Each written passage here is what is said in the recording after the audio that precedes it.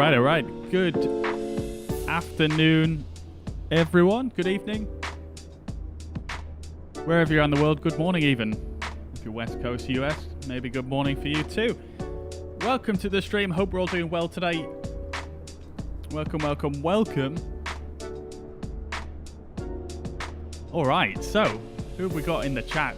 Winter Splash, welcome, of course. As always, thank you very much for tuning in on a regular basis. Really appreciate that. Glad to have you again, and looking forward to doing the flight with yourself today on VATSIM. Obviously, anyone else wants to join in the chat on VATSIM, feel free. Absolutely more than welcome. Mariner, welcome. Good evening to you, sir. I hope you're doing well.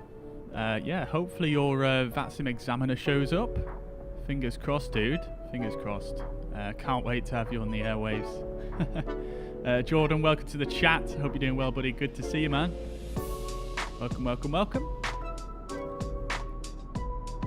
Yes, Winter Splash. Yeah, so I'm on the right-hand side of the two aprons that are on that side of the airfield. And yeah, basically just by the sort of main... I think it's the main terminal building that I'm in front of. Oh, Flight Streamer, welcome to the chat. Flight Streamer in the building. Another great streamer over on Facebook who's streaming Flight Simulator and is a real-world pilot. So feel free to go check Flight Streamer out on Facebook. Do go leave him a follow.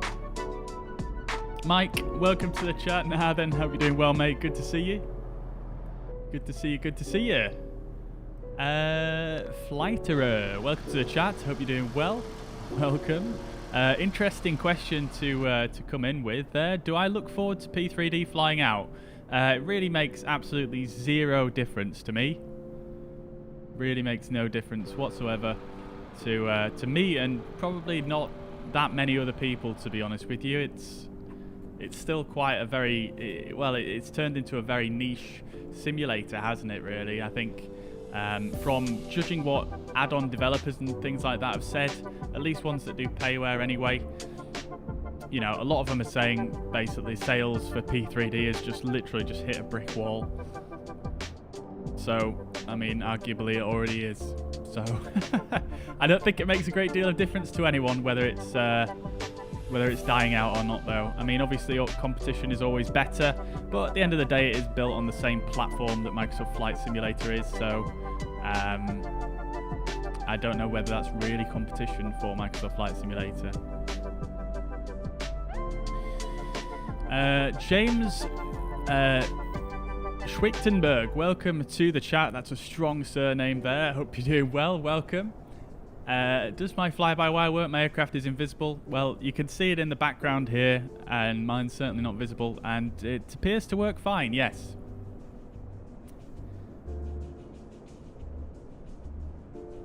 Hey, Flight Streamer, absolute legend. Thank you so much for the kind words, dude. That means a lot coming from you. Thank you, man. Gabrielle, welcome to the chat on YouTube. Good to see you again. I hope you're doing well. Testing the new FMS from flybywire. Well, I've been using it in the experimental version since it was released, basically. So, I mean, it's not really new to me. I don't know if they've changed anything recently over the last few days, but I'm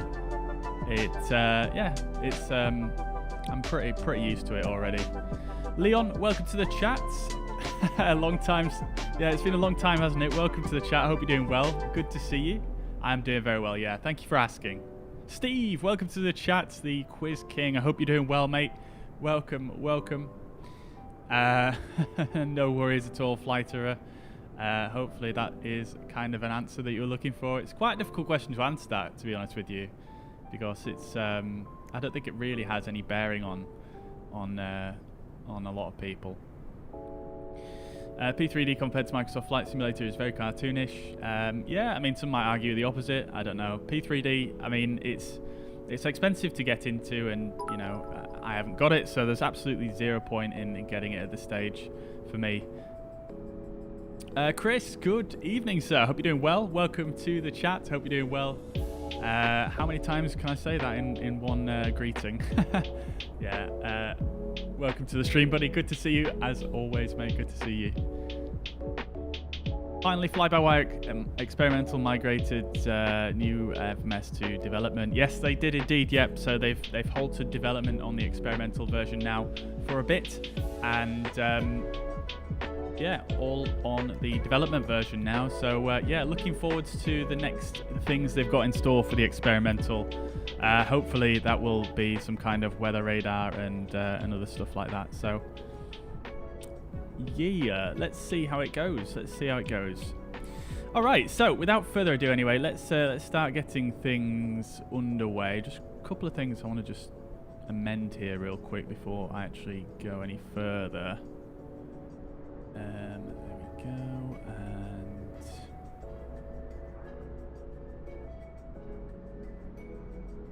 there we go. Okay, cool. So today, guys, we are going to be flying this beautiful WizzAir A320neo. We're going to be flying it from the brand new scenery at Memmingen in Germany. We're going to be flying this over to... Where are we flying it to? We're flying it to Lviv in Ukraine. And it should be pretty cool. It's a little bit of a longer flight than what I've been doing fairly recently. But not too long. It's still classed as a short-haul flight for sure. And yeah, it should be really nice. We've got a really nice WizzAir livery. And I've also finally remembered to download the FS Realistic trial. So we've got that on today. I've done a little bit of customization on it to make sure that I'm not getting the Boeing speed brake flaps, sounds, etc. So yeah, looking forward to trying that out. Excited for the Phoenix A320. Yeah, I'm super excited for that one. It should be super cool. I think the thing is with the Phoenix is that they've gone into so much detail on sort of the visual model aspect as well as the systems. So it is really exciting, that project, because I mean, I'm a sucker for eye candy, don't get me wrong. I think a lot of people are. And I think not only is it just going to look absolutely fantastic, like they've got some crazy details on it. It's also going to have that systems depth that we all want, so it should be pretty cool. It's TCAS, I think, next thing in its experimental. Yeah. I mean, it could be a few things, really, couldn't it? Because we do have some form of TCAS already in the sim for the A320. But ever since they started working on this new FMS, that basically makes... They had to do a completely new ND for it. So basically what that means is they're unable to have TCAS on there. They're unable to have the weather radar or the terrain radar. So hopefully we get all those three things at once.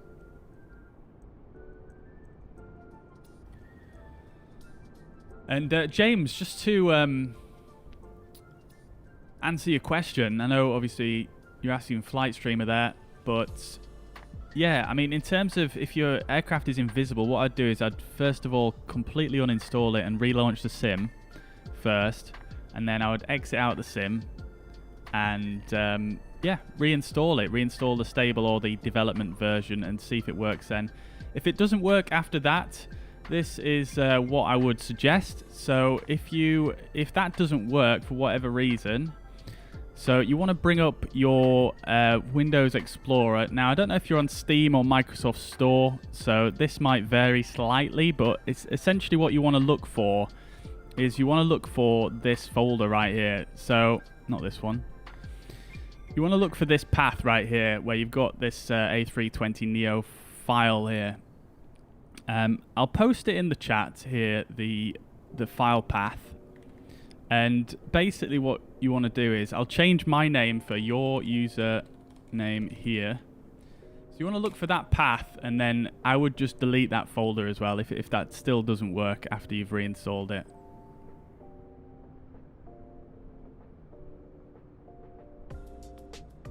Your livery doesn't have a mask. Oh no, dude.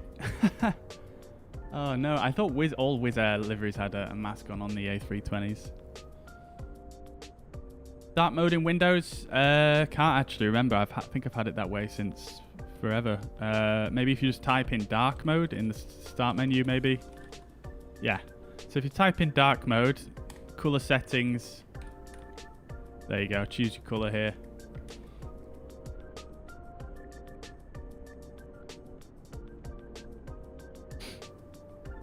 Raccoon mask. Yeah, it is like a raccoon mask, isn't it?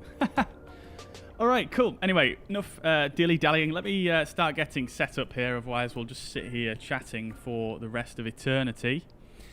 All right, so here we are. We've got a bit of FS Realistic on. And look at this weather here in Memmingen. Absolutely insane.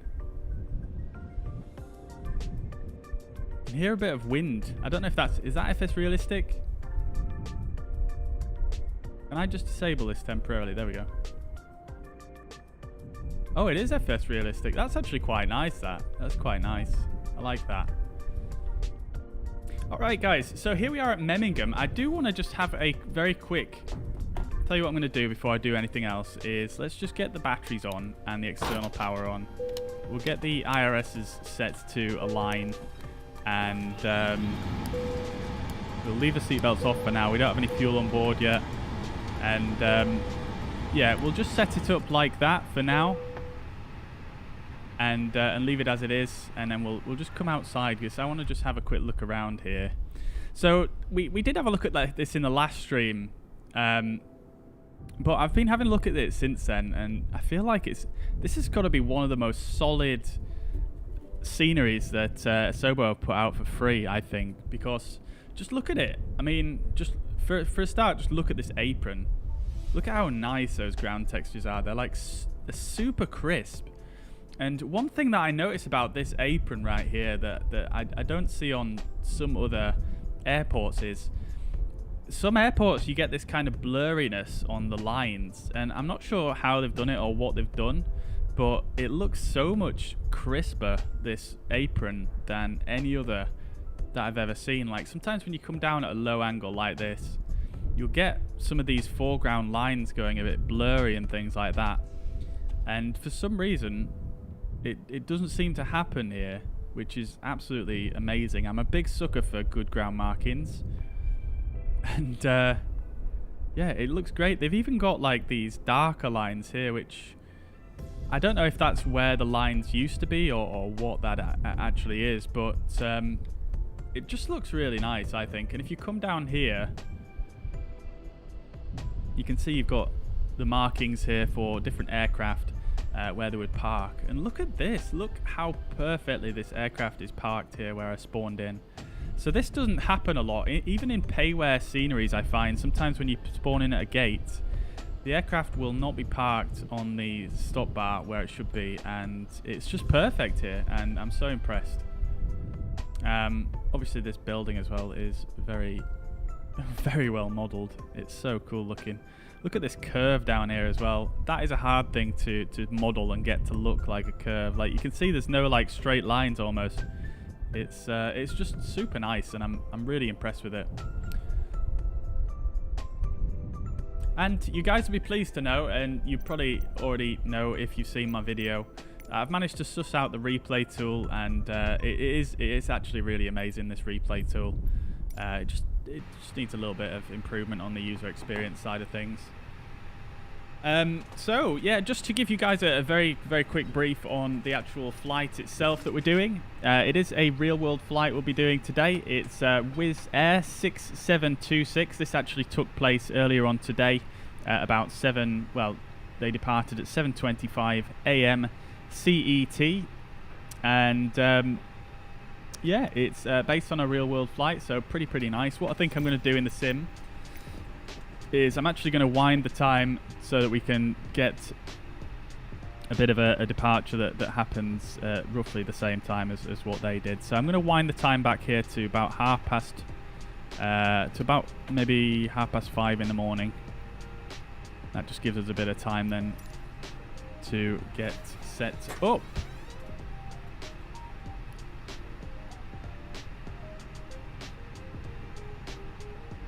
Is it just me or have Asobo overdone the new fog haze? I mean, basically what they changed really is how the weather system interprets the data around airports. So yeah, I don't know.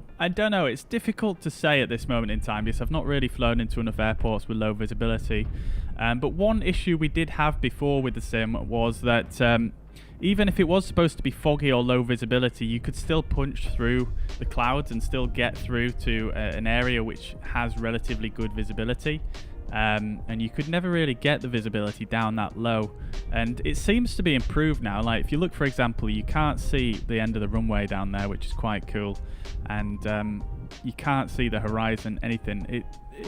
I don't know, it's difficult to say. FS Realistic is an awesome plugin. Best plugin I got for X-Plane was X-Plane Realistic. Yeah, dude, I'm looking forward to giving it a try. I think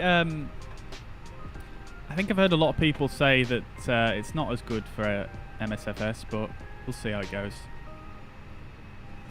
Can you switch views in the replay tool during the replay? You can, but you have to record a new camera track. We'll come to that on the landing, and I'll show you kind of how it works. Tell you what we're going to do as well is we're going to get vPilot open.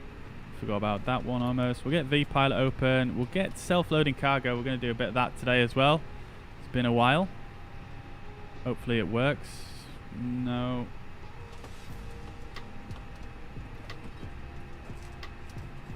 I think sometimes, I don't know what it is, but it just seems to...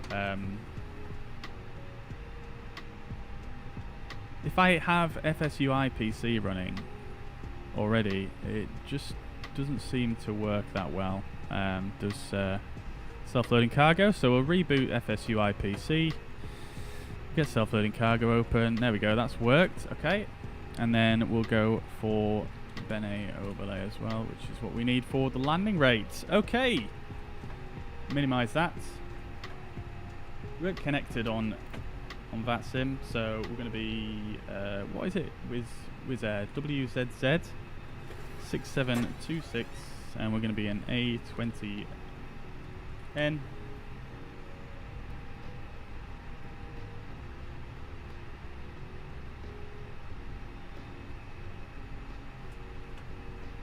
So we do have a lot of center controls on, so I think we should hopefully get a bit of controlling going on here. Steve as well, thank you very much for the 50 stars, much appreciated. Hope you're well, thank you. Juan, thank you very much for the subscription on YouTube as well.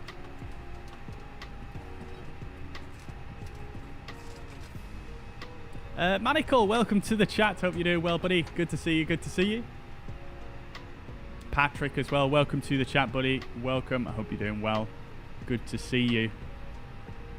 Chris says, I've been reading they're applying the meta weather data, weather based off sea level rather than airport level, so it's any airport, any altitude always has fog, etc. Interesting. I've not heard that.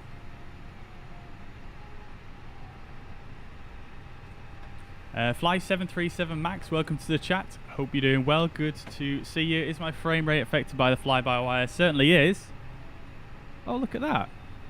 We've got another player here in his Ryanair 737. Love to see it. Have we got someone over there as well? No. Oh no, we do. We've got a WizzAir over there. These are both people on VATSIM here. I don't know if it. I know over here we've got Winter Splash, but I don't know if the other person is. Looks like he's in a normal A320 there. And then we've got this other person over here, which I don't know if that's any of you guys, but anywho. Alright, let's start getting things set up anyway. It's very dark in this cockpit. I'm actually going to stick the dome light on. Okay, so just first of all, let's do an Apu Fire Test. That's good to go. I think the audio can come down a bit on that. Okay, engine 1 fire test. Looking good. And engine 2. Great stuff. Cool. Let's go a cockpit voice recorder test as well. That's working. It's very quiet. Cargo smoke test. And I think that's all the tests actually done overhead. They keep adding new ones, so I'm just double checking there's nothing I've missed. Alright, cool, great stuff. So, lights are all out here except for ground control, which is on, that's fine. Fire panel we've just done. Hydraulics and fuel, we'll get the pumps turned on as well. Electrics are fine, external power is on, batteries are both on. We'll get the cockpit temperature. I'm going to leave that as it is, it's quite cold today, and then we'll get these two turned down a little bit for the passengers.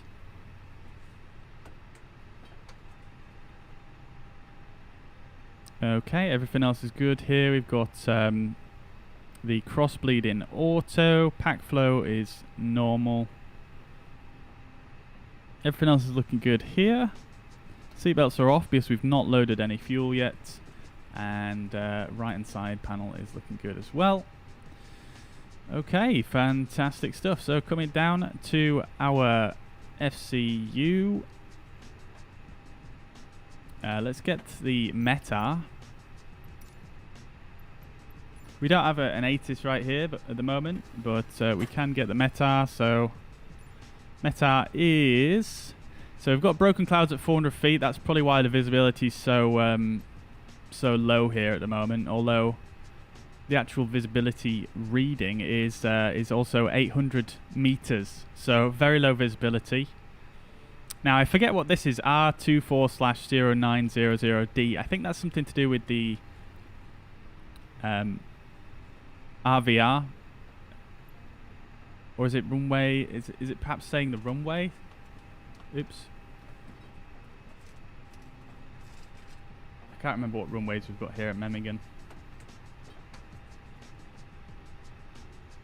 Yeah, so it says runway, it means runway 24, I believe, and then I'm not sure what the 900D is. Maybe it's to do with visibility.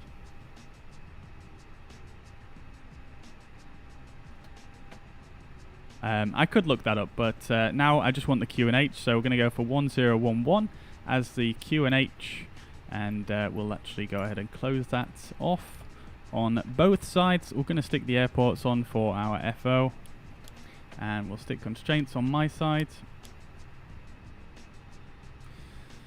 Well, not for our FO, for our captain, who is PM today, and then we're going to go down here.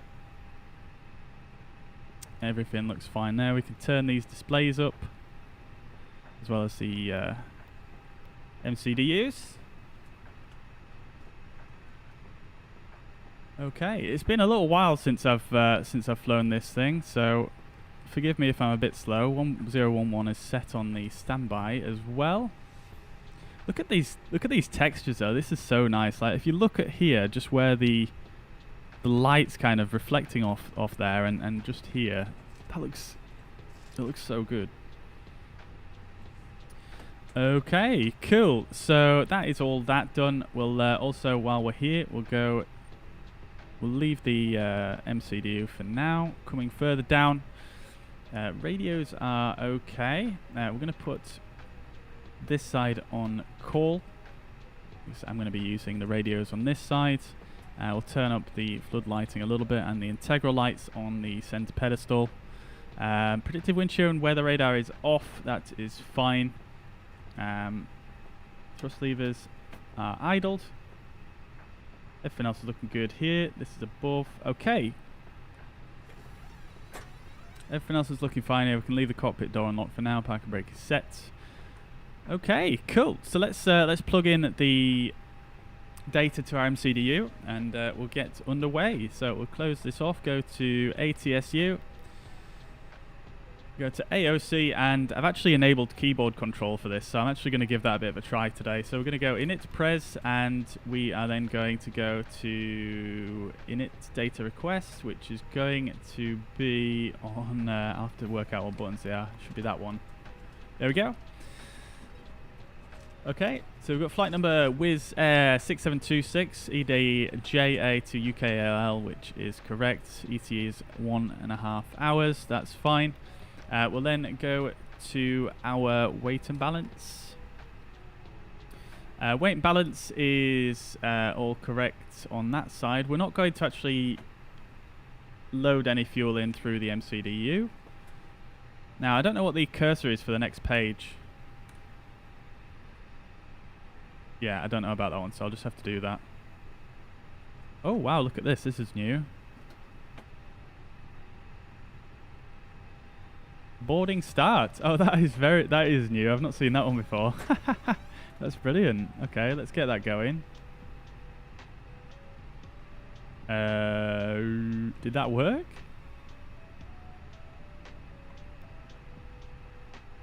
I don't know if that worked. Maybe we'll have to come back to this because I'm going to start the fuel loading as well anyway before I forget.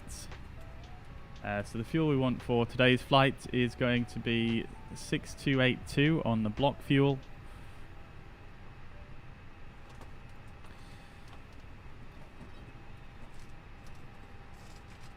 (6282) and we're going to go real.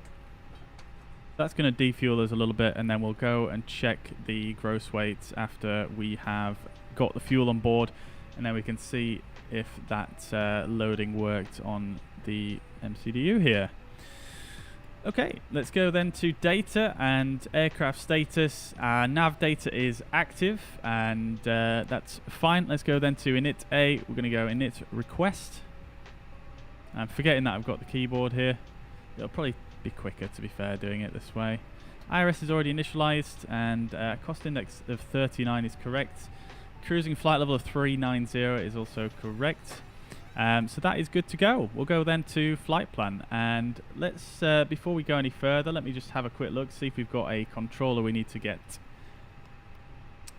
clearance from. So bear with me just one moment here.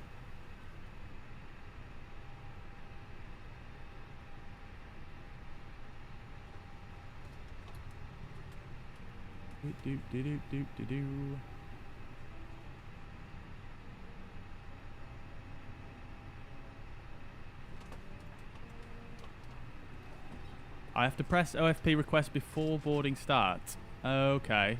I thought I had clicked that. Let me try that in a sec.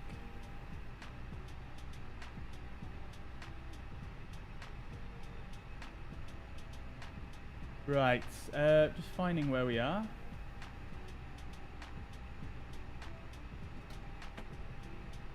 Okay, so no, we don't have any controllers on that's covering this area, but we do have the we have a Eurocontrol.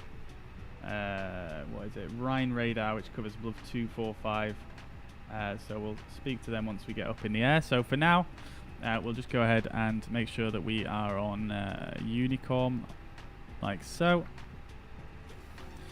All right, let's try that again then. So we'll go back to the AOC menu, weight and balance. OFP request sent. Okay. Boarding starts. Ah, beautiful. Okay, so whilst that's happening, let's get the boarding started on here as well then.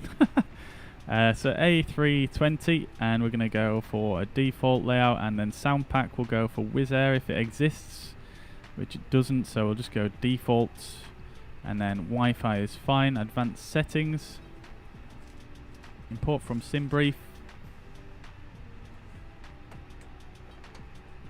There we go. I don't think we need that much time actually. There we go. Let's start the flight.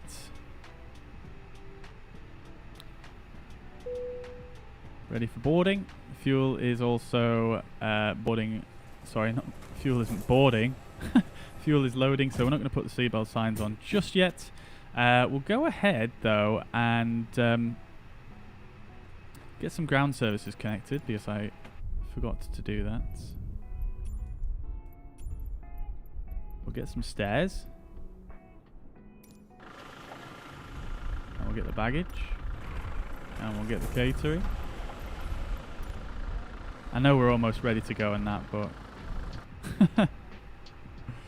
Okay, cool. So we'll go to back to our flight plan. I'm just going to double check the weather just one more time here. So winds are 030 at 7 knots. We've planned for runway 06, so that is fine. That should do it, I think.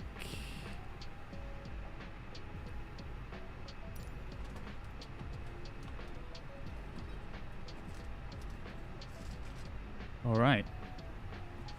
Do do do do do do.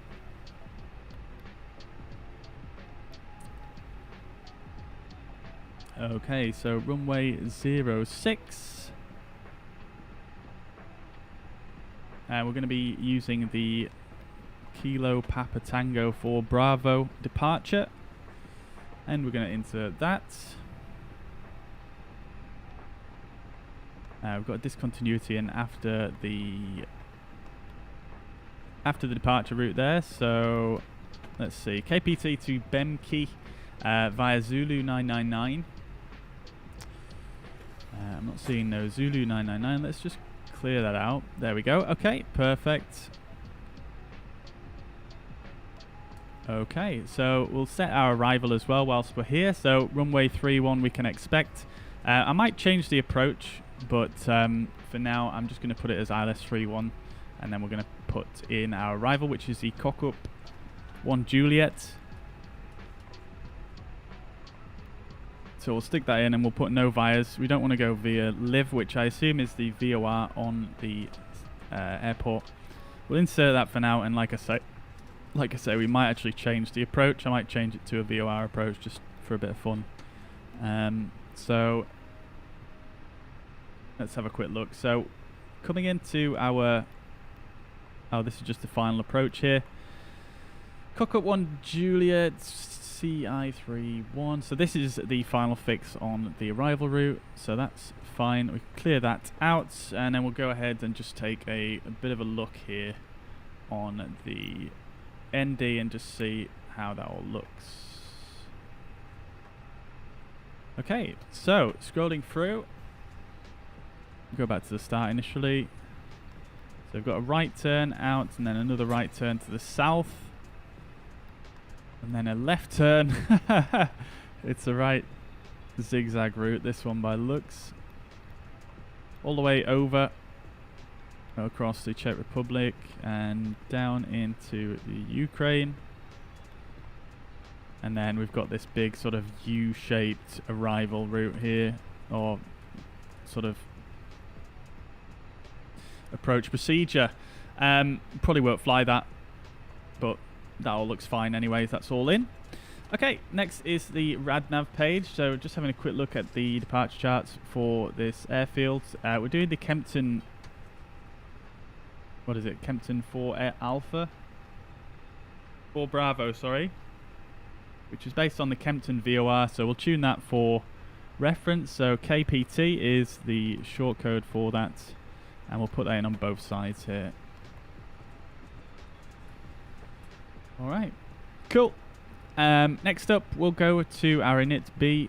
We're not going to do a secondary flight plan for obvious reasons. Now, not sure if this is all done yet, if our passengers are on board. Let's see.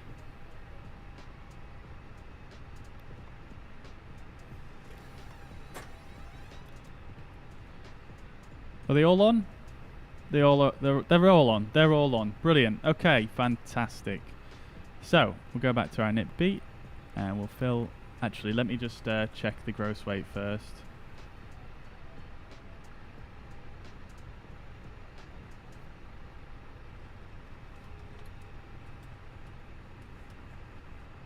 Oh, our zero fuel weight is way higher than what it should be.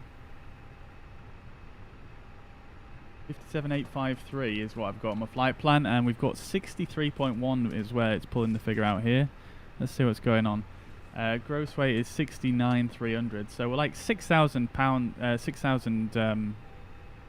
kilos heavier, which is rather strange. Let's go back here then, and let's just see what it's done. So it's put a payload of 16.848, which does match the flight plan. So zero fuel weight is equaling 63110. Okay, interesting. So I guess the sim brief profile, I guess they've changed the weight and balance on the sim brief profile, because I'm using the fly-by-wire sim brief profile, and this is totally different. Okay, interesting.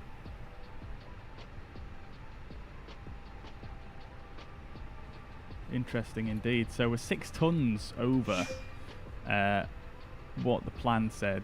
So now we could either just change this figure here. I think you can literally just type it in.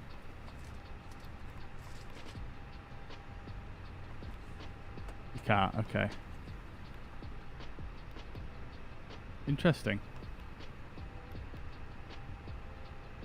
Alright, well, let's see.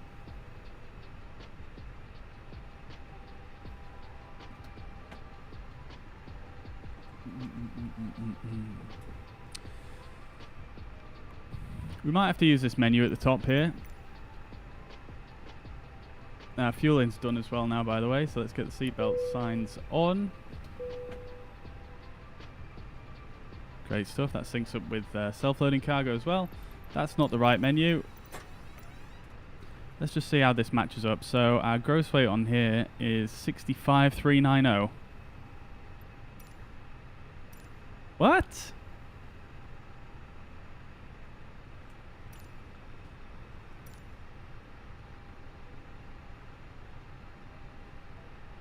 Okay, I'm just going to adjust it using this because I feel like there's something wrong here. So let's just adjust the gross weight.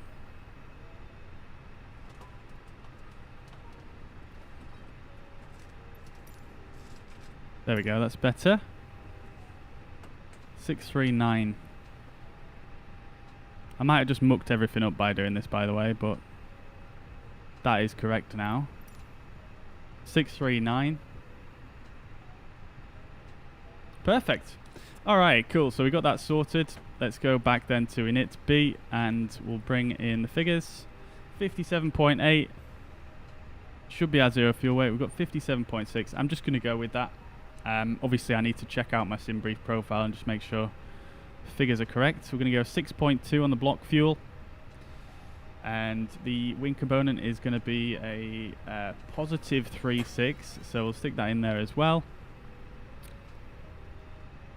Okay, great stuff. So taxi fuel, we've got 0.2. That is correct. Anticipated trip fuel is about 3 tons. So that's fine as well. Contingency 0.5. And then we'll put in for our alternate. We want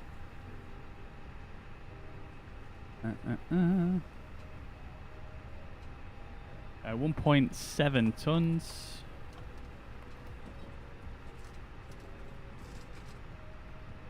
And then our final reserve is going to be 0.8, which is already in there, so that's fine. Obviously the calculation is still a little bit out. Trip fuel is counted. So the in-sim MCDU is calculate the trip fuel at 0.2 higher than sim brief. So yeah, we'll just go ahead and do that. And that gives us a 0 extra. Okay, great stuff. So that's all sorted. We'll do our perf page finally. We're going to go for a flaps 1 takeoff. We'll do a bit of a calculation as well here. It's not something I've done in a while. Oh no, they've taken it down. Okay, never mind, we're not doing that. I'm not going to do a flex temp for this takeoff because it's a very short runway here, so I'm not even going to bother with it. Transition altitude is going to be 5,000 feet here. And then we'll get our V speed set in. So V1, 30, 31 and 35. Perfect. Okay, so that is that done. We've still got a few passengers boarding according to self-loading cargo. So whilst we wait for that to happen, I'll do a departure briefing. We'll set our initial climb as well. Flight level 70 is what is on the charts. So that is all good. Everything is pretty much ready to go. We'll get the APU started up as well, so that is warming up. There we go. Okie dokie. Alright, let's get our Navigraph. I'm going to attempt to use this panel today and see if it works okay.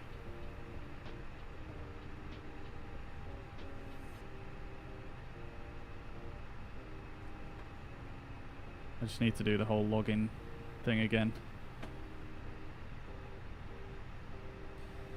Guys, I'll catch up with the chat once we are a little bit more settled here. Just getting the final setup all done, and we'll chat. We'll chat.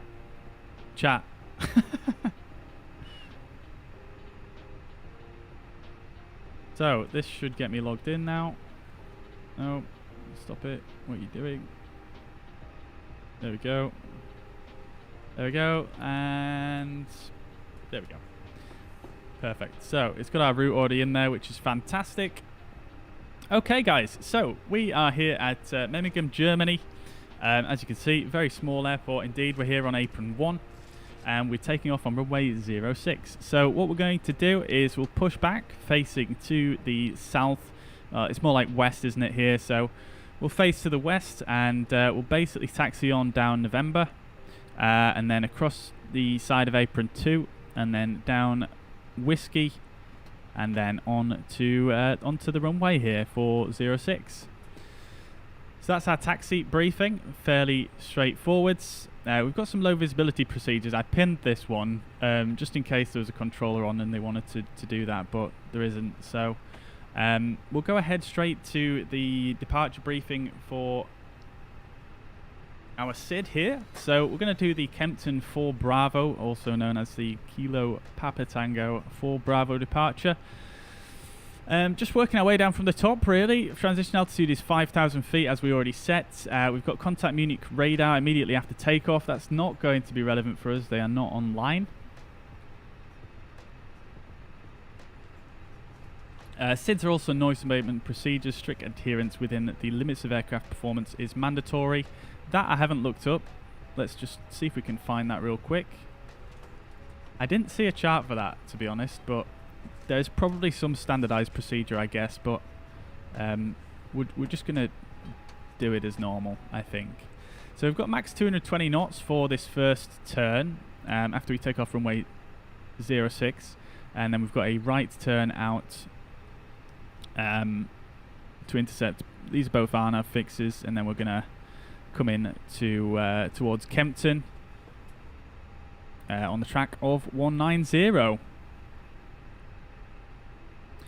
Pretty straightforward, really. Not too much else to say about it. Initial climb clearance is flight level 70, and that is that for our departure route. So I'll bring up this and just stick it like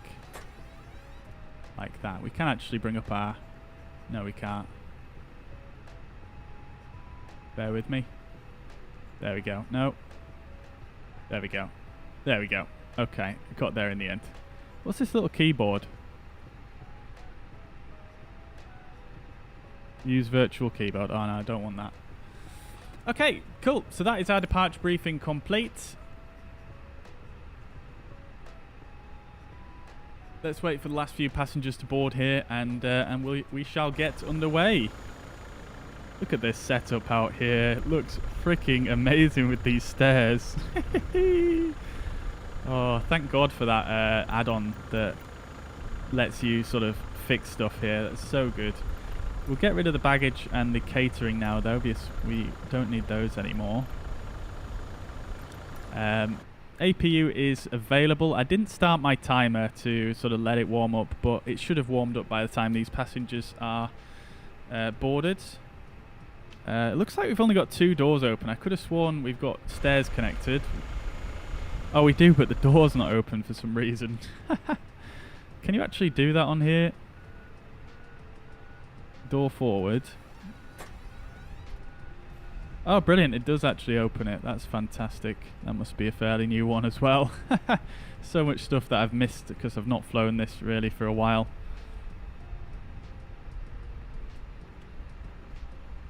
Cool.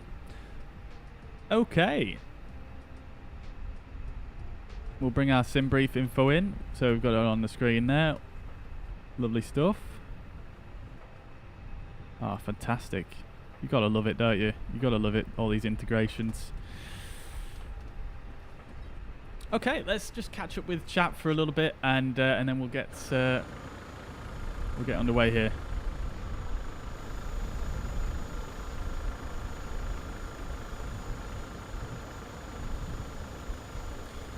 All right, let's see what I've missed then. So,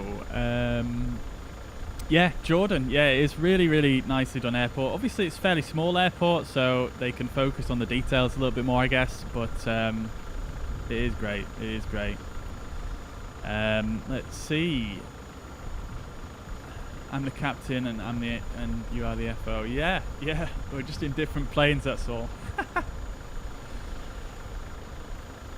Let's see.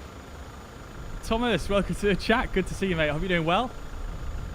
Notice Steve is here. I would otherwise have suggested a quick quiz like in the good old days. Yeah, I've unfortunately just not had a chance to put together a quiz for quite a while now, but definitely we'll try and get that sorted for the future. 100%.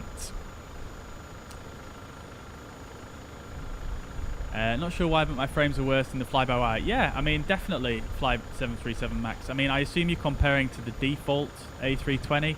And yeah, I mean, your frames are definitely going to be a lot, well, not a lot worse, but they're going to be worse in the fly-by-wire for a number of reasons. But mainly because the fly-by-wire is just a far more in-depth aircraft.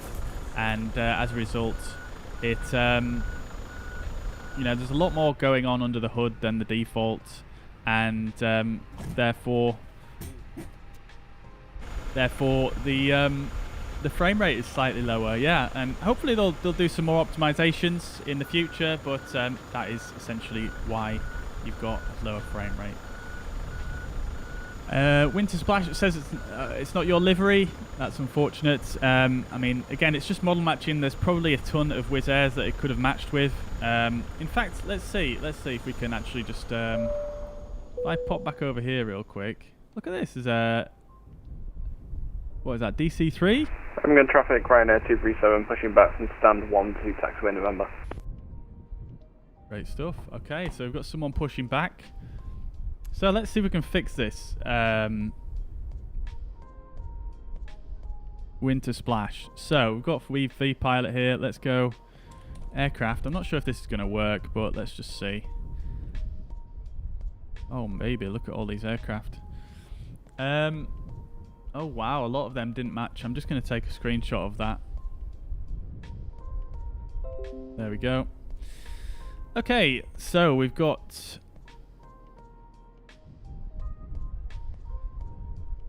WizzAir Airbus. I assume this is Winter Splash right here. Let's go delete.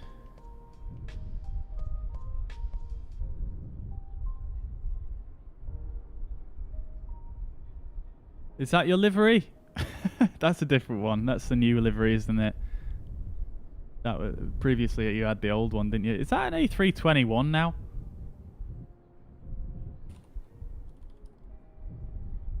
Let's see. Yeah, it is an A321. What the heck? Try again.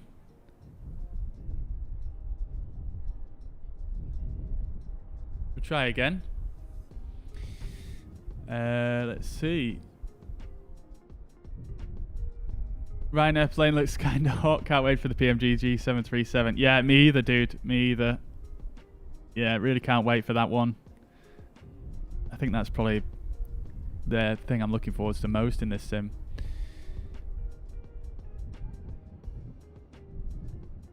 I can't get it to match properly. We'll just have to do. We'll just have to go with that Winter Splash. Again, probably something that I can look into in the model matching later on.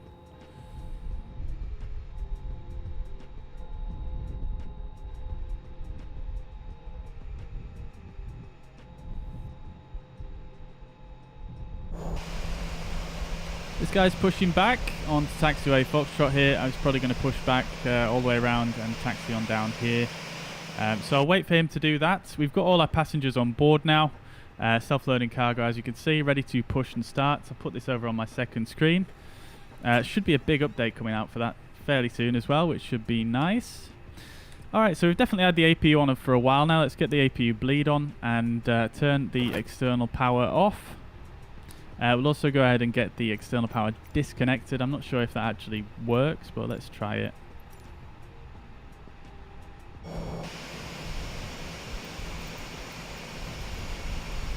Don't know if you guys have noticed as well with the with the AIG aircraft, the models, they have their own sounds as well. They have different sounds to the default aircraft in the sim, which love to see. I don't think you can disconnect the ground power. We're going to assume it is disconnected. All right, we are about ready to rock here, guys.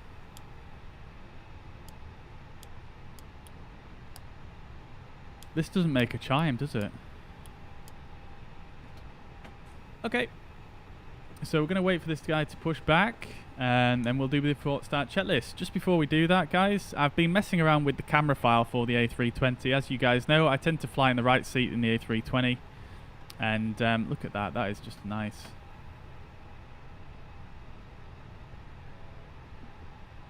But yeah, I tend to fly in the right seat, so I've kind of configured the cameras like this one, for example, so it's on the right-hand side, and this one. But I also went ahead and customized some of the quick views as well. So I've got this nice right and left, which obviously are usually sort of fixed around this seat.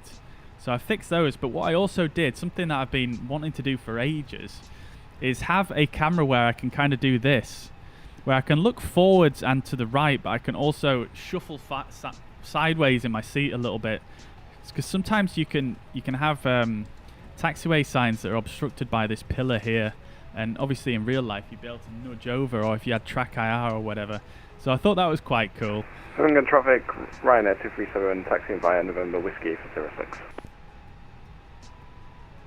going to turn this guy down a little bit. And then I've also got this view as well, which is kind of a similar sort of thing, but in the opposite direction. You can also see this little bottom row here, which is quite useful. And then this one is just the default one, and then you've got backwards to the right, where you can just see the little wingtip out there, which I thought was quite nice. Not that would probably be of too much use, but nevertheless, I thought it was quite cool. Okay, so before start checklist, above the line, cockpit prep is complete, signs are on, and auto adheres are to nav. Fuel quantity is 6.2 tons. Takeoff data is set. Barrel ref is 1011. Set both sides. We'll go ahead and get the tug connected now. Cockpit to ground.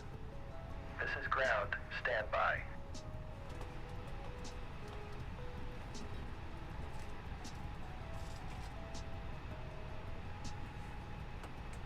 Guys, I'll catch up with the rest of the chat momentarily. Let's just get underway here, now that we've got a chance. Now then, where would you actually... You wouldn't actually get a pushback here, would you? You would actually just taxi forwards and then to the right, I assume. But what we're going to do is we'll get the tug to do it for us. Parking brakes are set. You may lift. Parking brake set. Lifting the aircraft. This weather is insane.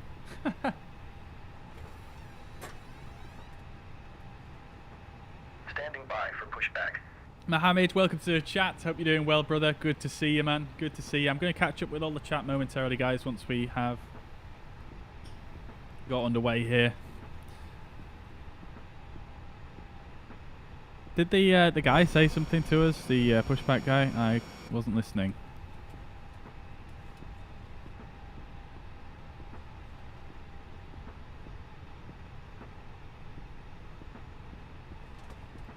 Anyways, let's announce on VATSIM.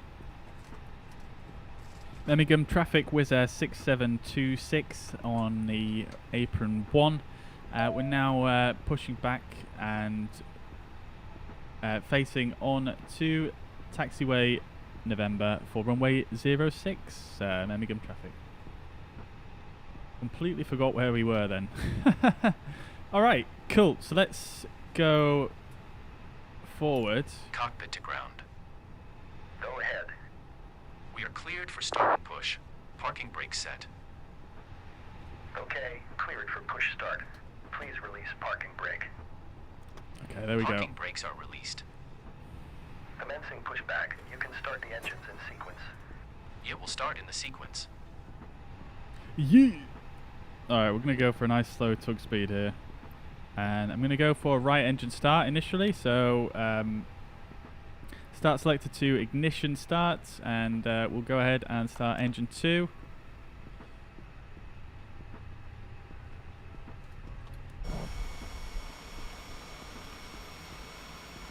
Let's see how precise I can get this done here.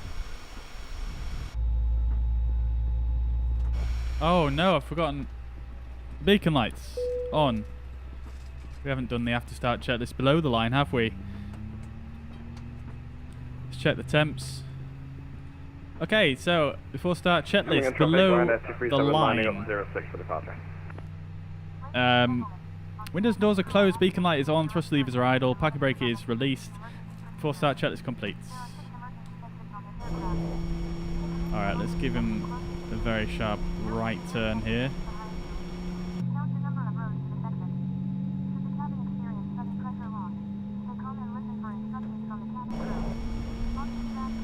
I know we're knocking over everything here, but we literally have no other option. We're just hemmed in here. We can't push back, otherwise we'll be on the grass.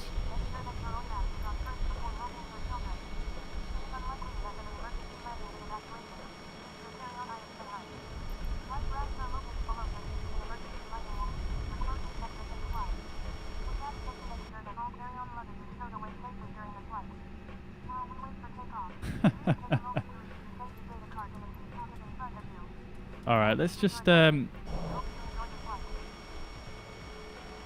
go forward from here, and we shall just get him to pull us forwards, so we're kind of facing onto the taxiway here.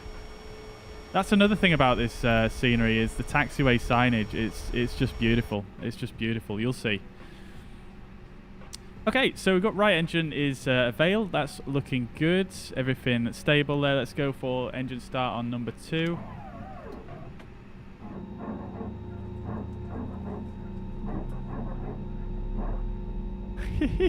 Love the little dog bark.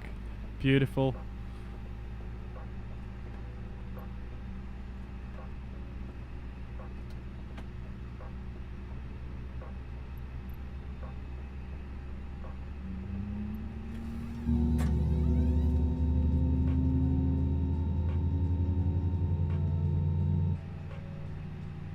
Memmingen traffic, Ryanair 237 depart 06.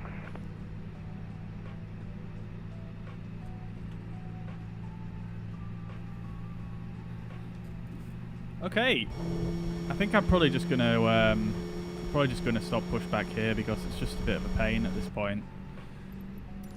Okay, pushback completed. Please set your parking brake. Parking brake is set. Parking brake set. Lowering aircraft. Ground. We're being lowered apparently, but we're actually going up. Roger. Good engine Alright, start. first engine is See you Vail. outside. Have a good flight. Holding position, waiting for the visual. Everything is looking Thank you good and there. goodbye. Great stuff. Let's check the electric page. That is looking good. Both AC buses fed by the IDGs. Hydraulic page. All hydraulics are powered up and looking good. Bleeder is looking good, and the pressure page also absolutely fine. We obviously need to turn the APU off as well. So we'll come up overhead, so we'll turn the APU bleed off, and we'll turn the APU master off. We are going to start our taxi in just a second here, so we shall go ahead and turn our taxi lights on, and I'm going to put the landing lights to extended as well, and that is it. Memmingen traffic WizzAir 6726 taxiing to runway 06 via November and Whiskey. Memmingen traffic. Alright, cool. So after start checklist, anti-ice we are going to require for this, so we'll put engine anti-ice on for now. ECAM status is checked. We could actually hit the recall as well, but that is fine. Pitch trim is set and rudder trim is on 0. After start checklist complete, we'll lock the cockpit door now as well. Cool.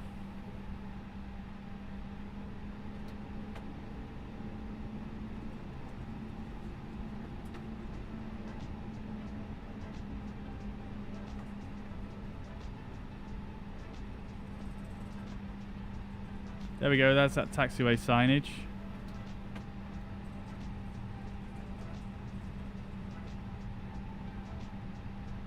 Oh my god, my controllers. There we go. Oh, you can just about see it there, but that is nice. That is so nice.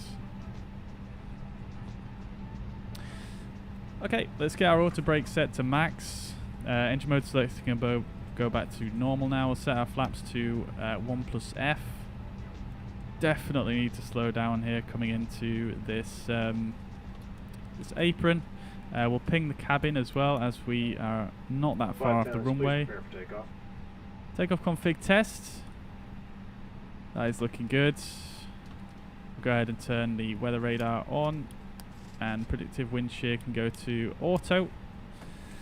We'll turn the transponder to auto and the TCAS to TARA.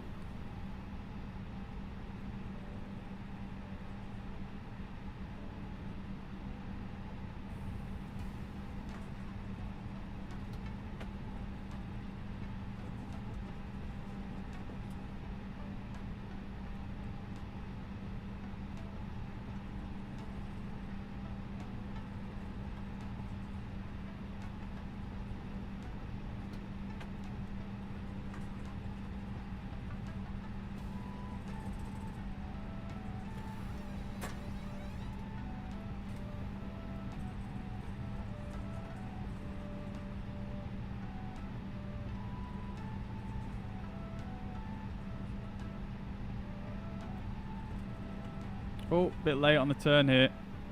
I wasn't paying attention.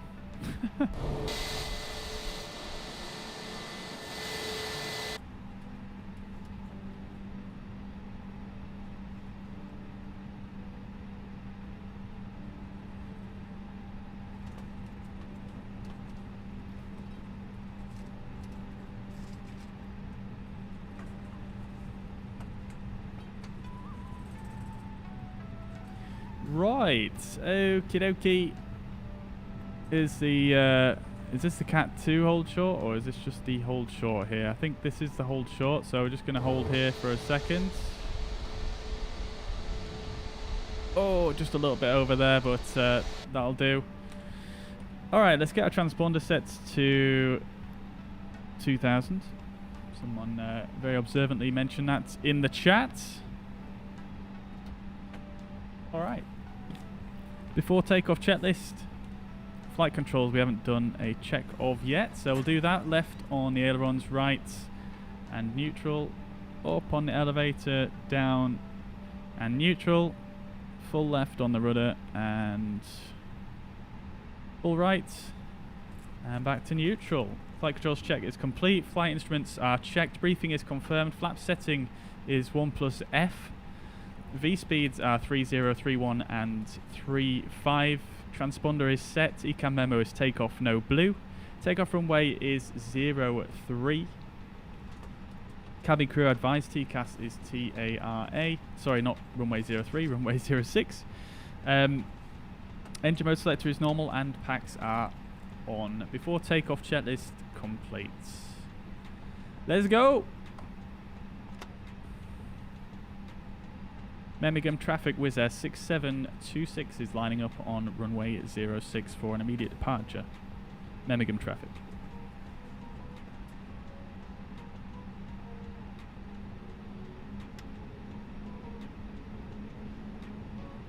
Alright, let's go ahead and get landing lights on. We'll get our strobe lights on. Oops. Oh, it's difficult to press these. There we go.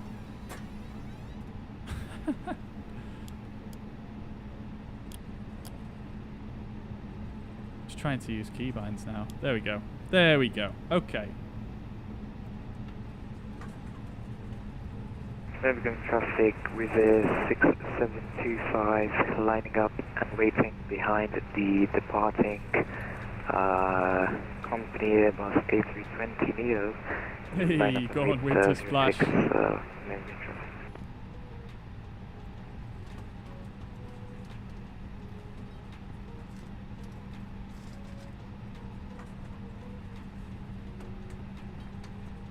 Alright, very short runway here in Memmingen. Although we can't really see the end of it because of the fog here. Let's get lined up. And I'm going to come to a full stop because it is a short runway.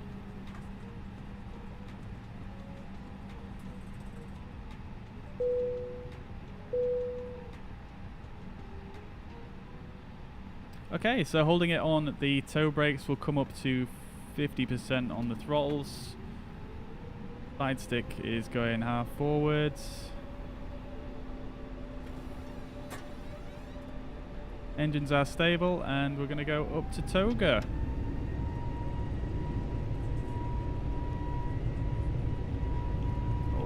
Oh, very sensitive on the rudder. 80 knots.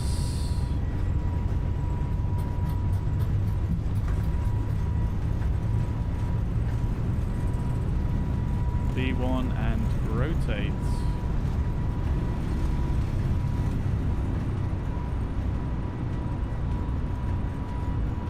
Oh, very nice rotation there. Positive rate, gear up. Woo! Oh, it feels good taking off on the Airbus. I've not done that in such a while.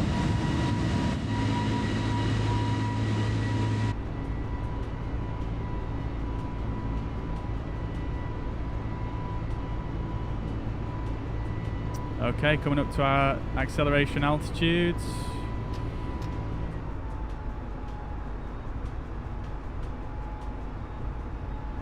Climb power is set. We're accelerating.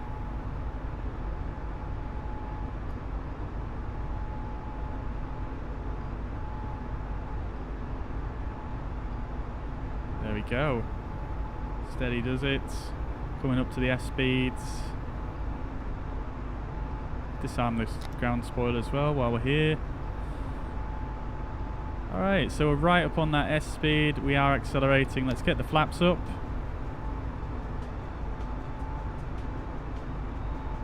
And there we go. Let's stick the autopilot in. We've got a 220 knot restriction at this first waypoint here. For some reason the radio altimeter just went 2,500.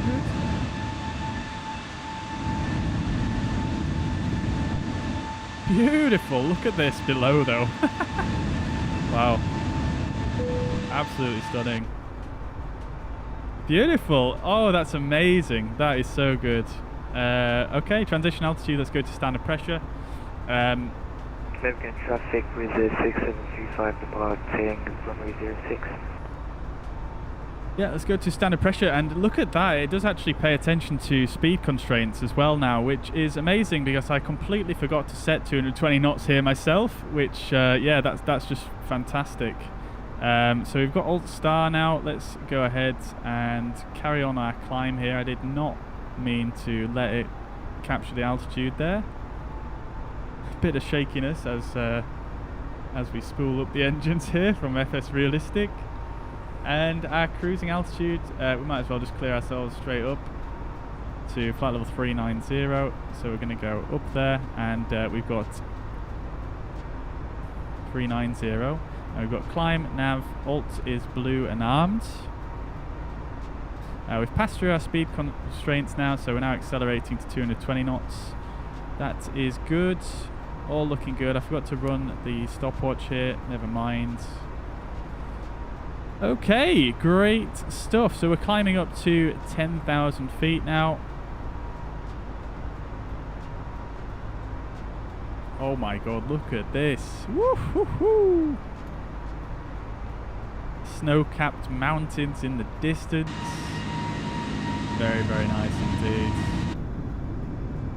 Look at the pink engines on this WizzAir. Absolutely love it. Absolutely love it. Alright, so 10,000 feet. Let's go ahead and get our landing lights off. And the nose lights as well. Do have a bit more cloud up ahead, so I'll leave the anti-ice on for now. We'll turn the seatbelt signs off as well. And what a beautiful departure, guys. Absolutely stunning. Let's see, is there a forward camera that we can use?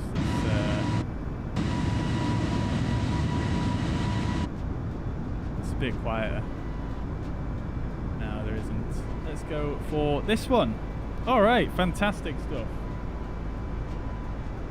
Amazing, amazing. It's so nice taking off in the Airbus. I do enjoy it. The sounds and just everything is just brilliant. Let's extend this out now. So we've got a bit of a left turn coming up.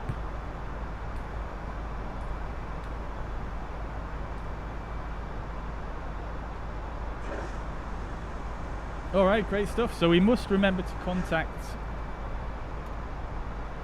Rhine radar once we get above flight level. What is it? It's quite high actually. It's actually higher than 245. It's flight level 315.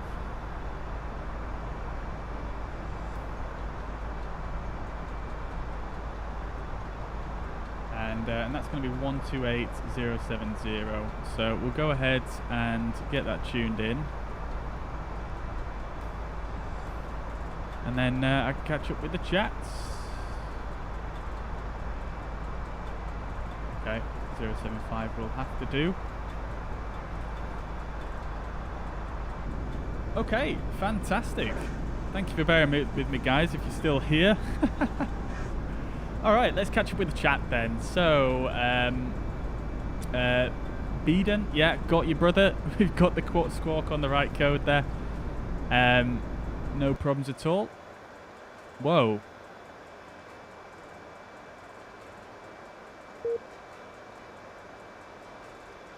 Oh, great.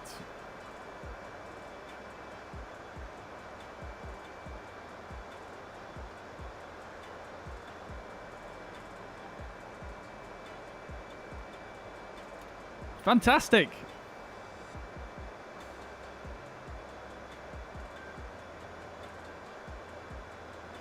Why did it just crash?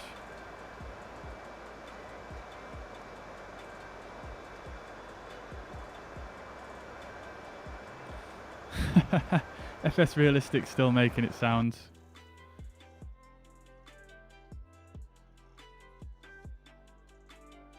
Why did it just crash? Let me just see. What is the load on my computer? In fact, it won't even make a difference now because the sim's not running. But let's get it started back up anyway. That is quite annoying. Let's see. Right.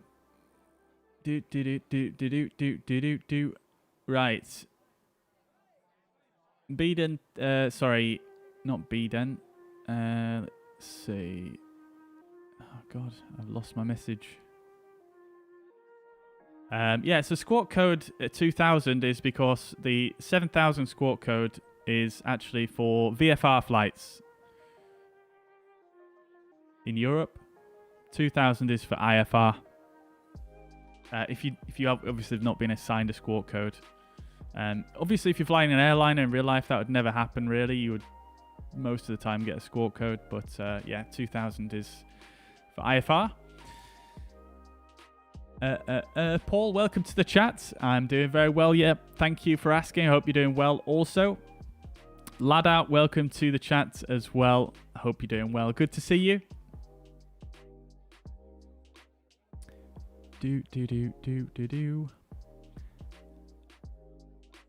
Yeah, no problem at all, Ven. I'm glad you got it working. That's awesome, dude. Winter Splash, for Navigraph, it's monthly payments.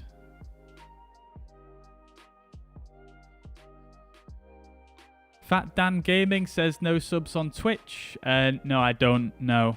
I mean, Twitch doesn't allow you to multi-stream and also be a partner, so I don't have that on at the moment. If you want to sub to the channel, you can do on either Facebook, just Facebook at the moment. Channel memberships will be coming to YouTube fairly soon, but why isn't the sim relaunching?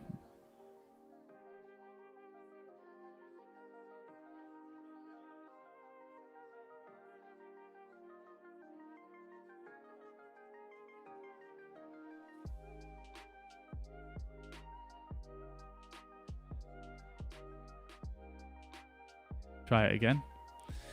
But yeah, channel memberships will be coming to YouTube soon. But I do need to set it up. It takes a bit of setting up on YouTube, so at some point. The main terminal at Memmingen looks great. Yeah, it's really, really nicely done, isn't it? Really well modelled and, yeah, pretty cool building in real life. Tommy Elf, good evening. Welcome to the chat. Hope you're doing well, mate. Good to see you. Acer as well. Good evening, brother. I hope you're doing well. Yeah, I'm doing not too bad. Thank you. Thank you for asking. I hope you are as well. I've been having issues with the pushback using the add-on where the nose goes higher and higher as you push back, ends up having a big drop when ending it. Yeah, it's a bit of a weird one, that sort of lift simulation. You can turn the lift simulation off, though, if you're having issues with it. It is something that's kind of experimental, they've said. Why does it say Ryanair and then A320? I have no idea. I didn't look at that. But yeah, Mohammed, I'm doing very well. Yeah, thank you for asking. Adam, welcome to the chat. Hope you're doing well. Good to see you. Good to see you. Will as well. Welcome to the chat. Doing well, mate. Yeah, thank you. How are you? Dave, good afternoon. Good evening, rather. Welcome to the chat. Welcome, welcome, welcome. Chris says, any reason you're not enabling multiplayer also? Yeah, I mean, generally, for the most part, I know sometimes I do it, but for the most part, I generally try and, when I'm on VATSIM, turn multiplayer off completely, because it's it can get confusing when you're on the ground, and it just kind of, say for example, if you're on VATSIM and there's someone queuing to get onto a runway or whatever, and there's someone on multiplayer as well who obviously doesn't see the people on VATSIM, it just can get a bit messy.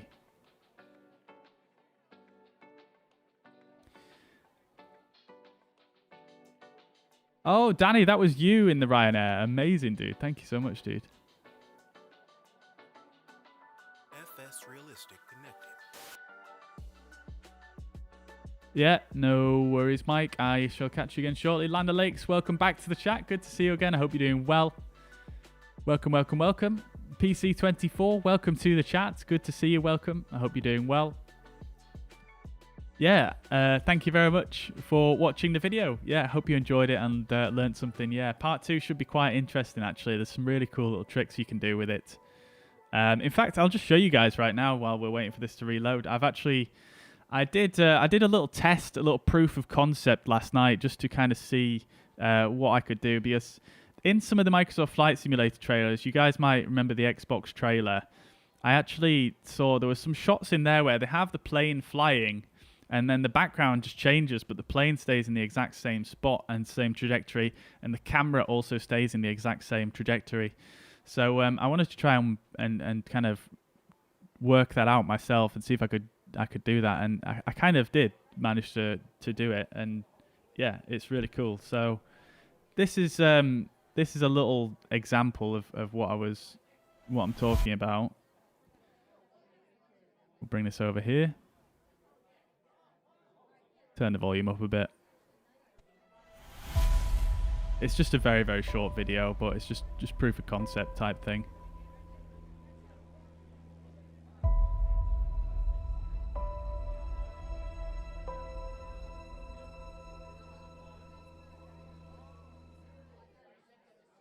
Not bad, eh? I think that worked out pretty well. It didn't actually take me too long to make. It was one of those sort of Einstein type moments that I had where it was like, what time was it? It was about midnight or something last night, and I had this brainwave, so I thought, oh, I'll just see if I can do that, because I've been meaning to try that ever since the update came out, and I ended up being up until like freaking, I don't know, 3 o'clock in the morning. Not doing just that, but yeah, I was up a while fiddling about with things. Right.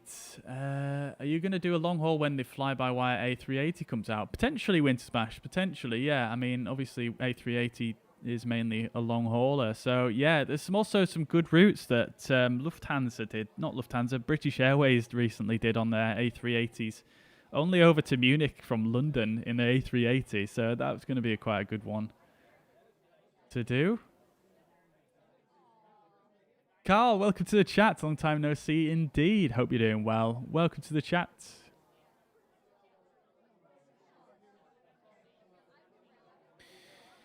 I was asking why a supervisor would contact you, not why Squawk 2000 is better. Yeah, to be honest, Winter Splash, I mean, I've flown plenty of times and accidentally left it on Squawk 7000. Hey, look, Schutz is here. It looks like Schutz is flying along with us. Amazing. I'll tell you what I'll do is, we'll put multiplayer on as well. Hopefully I can catch you guys up.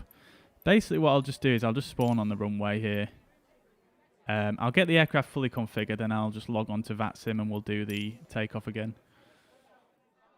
But yeah, super annoying that the sim crashed. Hopefully I can continue on with my self-loading cargo as well. We'll see. It's very rare I get crashed to desktop, actually, to be honest. I'm a bit surprised by that. It's the first time it's happened on a departure for a very, very, very long time. Wonder if it's something to do with vPilot. There's a little update here for vPilot. I'll just do that one as well, just in case there's a bug with that.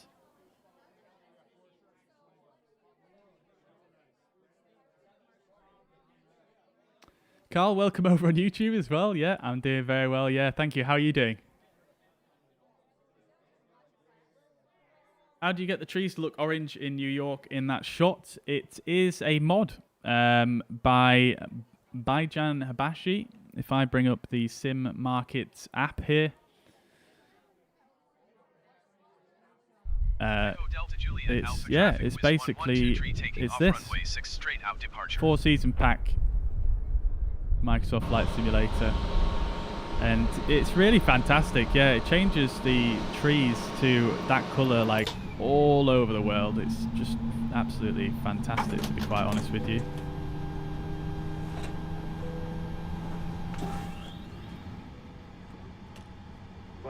Please prepare for takeoff. And it also adds like tons of 3D trees and stuff as well. It's just fantastic. I can't recommend it enough, actually. It changes the whole atmosphere of the sim. It's just brilliant.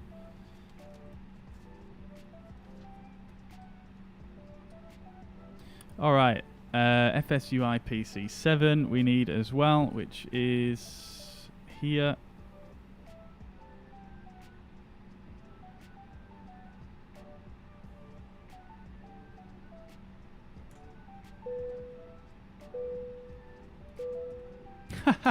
Look at this, we've got a takeoff aborted on self-loading cargo. I'll tell you what I'll do is I'll just restart this. It's on self-loading cargo. No, I don't want to restore it. And we'll just start it again.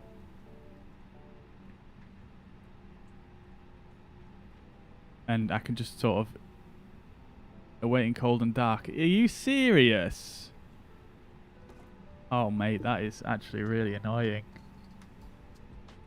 Can you not just let me... Can I not just skip?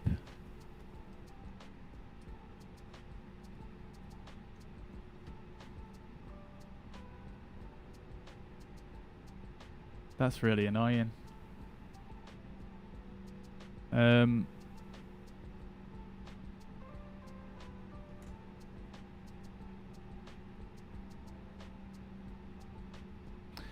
Fuck it. I'll turn the engines off. We'll put the APU on. We're going to have to do all the loading again anyway, so... Turn the landing lights off. We'll wait for the APU to fire up, and then we'll and then we'll turn the engines off so we can move this self-loading cargo on as well. In the meantime, whilst we wait for the APU to fire up, let's get the everything set up in here. So I'll just go to init data request, weight and balance. I'm just going to refuel it all through this page.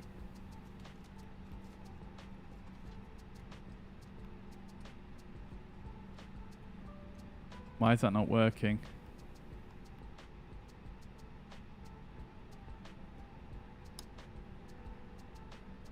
Okay, we'll do it like this. Boarding starts. Can you not just skip the boarding if you want to? Actually, no, we'll stop that. We'll stop that. clear that. And we'll just do it through the menu because that boarding thing didn't work right last time, did it? So we'll just go for block fuel of 6282.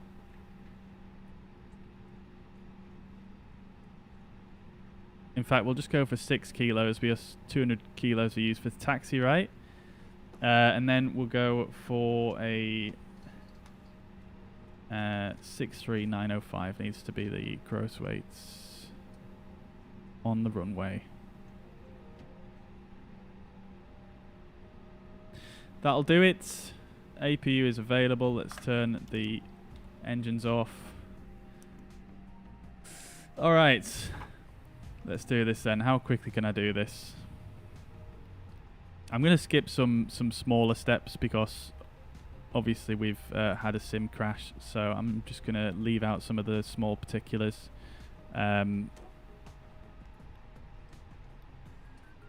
There we go. Okay. 06.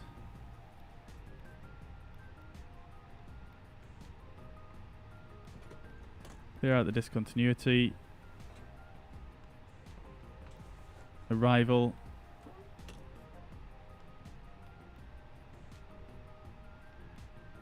Cock up 1 Juliet. No via. Insert. We're not going to bother with the VORs this time because I'm just trying to do it quickly so we can actually get underway again.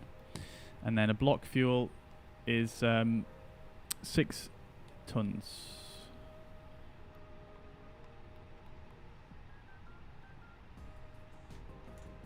And then we'll put in 3.6 as the wind components, perf page, flaps 1, 5,000, and our V speeds are done. We'll go ahead and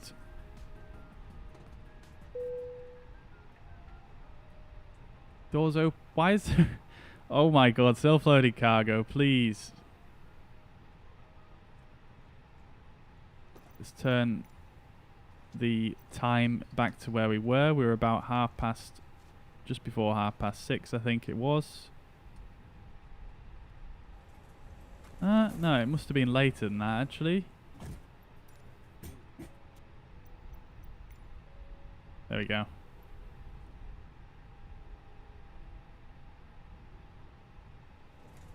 We'll go for about there. I can't remember exactly what time we were. Instant board all passengers. Wait, what? So this self-loaded cargo seriously needs some work to get it working properly again.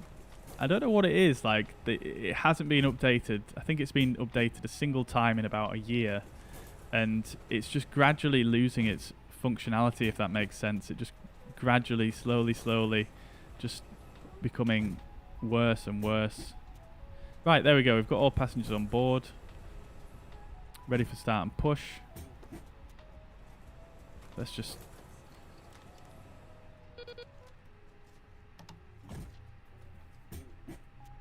Okay, cool. So, what I've done there is I'm just going to start both engines at the same time. For the only reason that, like I say, we've had a crash. I'm just trying to speed things along here.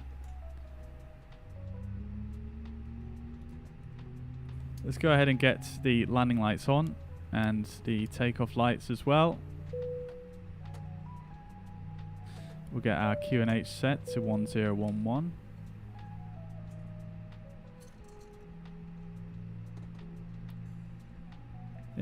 We won't set an initial climb. We'll just go to our cruising altitude immediately because that's basically where we got to last time. Ground spoilers around. Flaps is set to 1. Cockpit door is locked. TARA above. Predictive wind shear and weather system is on. Okay, great stuff. So we're pretty much ready to go. Thank God that this this add-on actually uses the native kind of Microsoft Flight Simulator rules to sort of enable setting up of the aircraft when you place it on the runway. I'm going to just exit dev mode as well so I don't get that white blob. Okay. Both engines are available. Let's go ahead and reconnect to VATSIM. Hopefully this doesn't piss anyone off. I'm going to go into my VATSIM settings as well and just reduce the amount of aircraft that show up, because for some reason, I don't know, I think that's something that played into why it crashed last time. Right, okay. Let's go!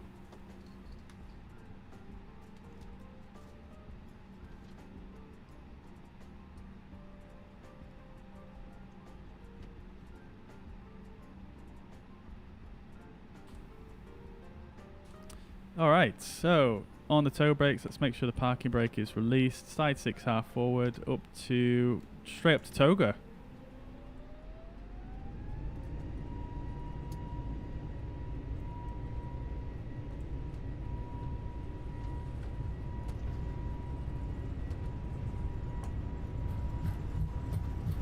It's so nice, this aircraft. They've done such a good job with it at fly-by-wire. It's absolutely brilliant.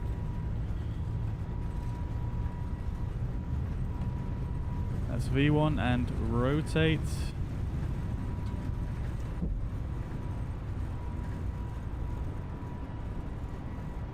Positive rate. Gear up. Okay, gear's already come up because I left the handle up from last time. Oh, look at this sky out the window. Holy.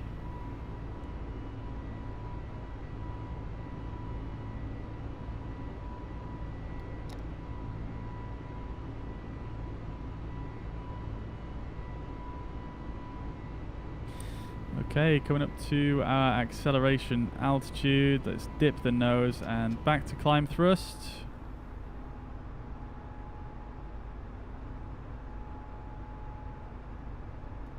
Holy crap, guys. Got a little wingtip out the window. I'd love to see it.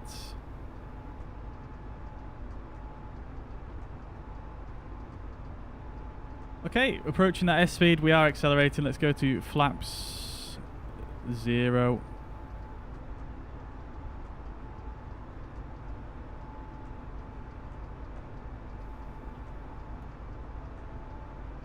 They definitely tweaked the performance in this. It definitely used to climb a lot quicker whilst you were at this kind of thrust setting. We'll go to standard pressure as well.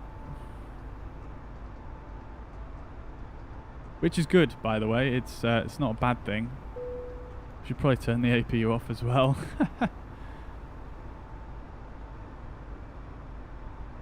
Okay, here we go again. Round 2, guys. Round 2. Hopefully I'll catch some of you guys up that have already set off. Look at that sunlight reflecting on the fan blades in the engine though. That looks so cool. Whoa, they've definitely changed the rendering of the lights as well. I think that's a Microsoft thing, but it's just crazy how bright the lights are now sometimes.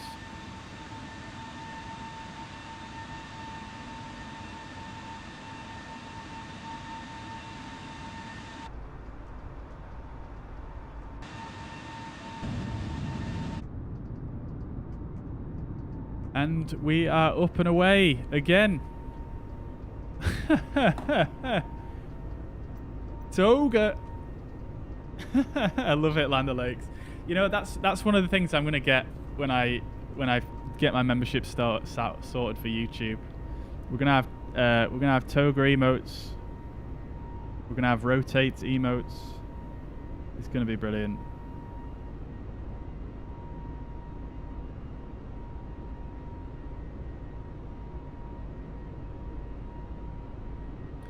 Alright, let's catch up with the messages here. Let's see. Okay, so you're asking why a supervisor would contact me. Yeah, I've definitely left my squawk code on 7000 many times, and I've never been told off or contacted by anyone about it. They just give me a new squawk code when I speak to them. That's it, really. Oh, Mike, thank you so much. Forgot about the engine anti-ice. Much appreciated. That could have been catastrophic. I'm just going to bring up my task manager here as well, just so I can see what's going on here. And I'll tell you what I'm going to do is I think I might have left some settings cranked up a bit since I played last night. There we go. We'll stick these down on 150 because when I'm streaming, it's a bit pushing the limits. There we go. Pushing the limits a bit with those on high. Alright, it's 10,000 feet. Let's get the landing lights off. Nose light as well. And the seatbelt signs can come off now.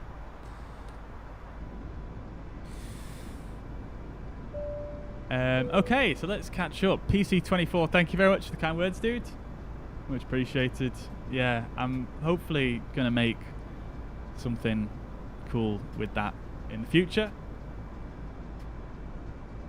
Didn't realise I was on here as well, says Carl. Subscribe. Thank you very much for the subscription on YouTube, Carl. Much appreciated. And yeah, we're here on YouTube, and I mean, arguably it's much better quality on YouTube, so I would always recommend YouTube, to be quite honest.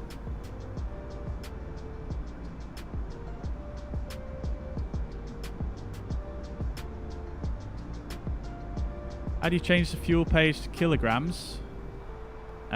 Easy fix. So go to the tablet, go to settings, and then aircraft configuration, weight unit, kilograms.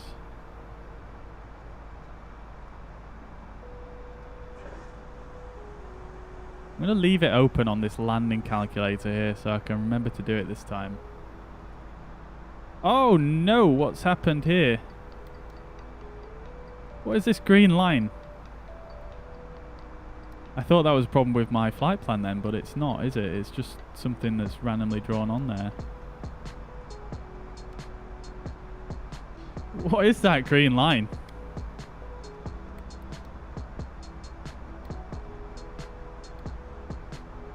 Interesting. Anyway, we're about to go over these mountains, which is absolutely amazing. I didn't realise the route came down here.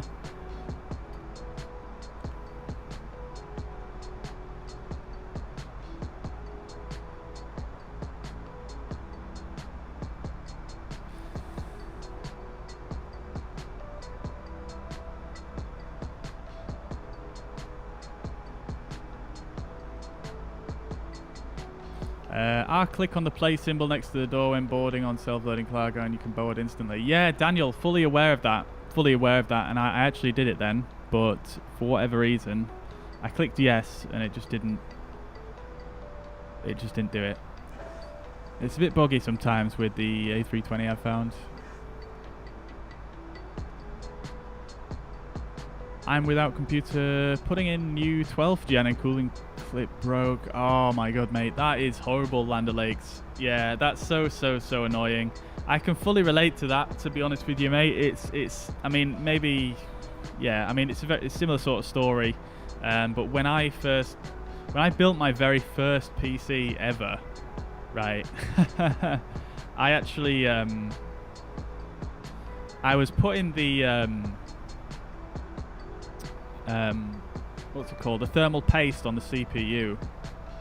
I was putting the thermal paste on, and I can't remember what I did. I might have knocked it, or I pressed down too hard with the cooler, or something. I don't know. Anyway, some thermal paste got into the CPU socket on my motherboard, and I was literally just like, fuck. Like, I was just so like, because it was the first PC I'd built as well. I didn't really know that much at the time, and yeah, I thought I was screwed and I'd have to buy a new motherboard. And I was so ready to build it right there and then, you know how it is. And yeah, eventually what I did is I ended up just getting a toothbrush and some isoprope and just kind of like getting it, and it worked fine. I managed to get it out in the end, but yeah, that's a big shame about the cooling clip. But I can relate. I can see how you would feel on that.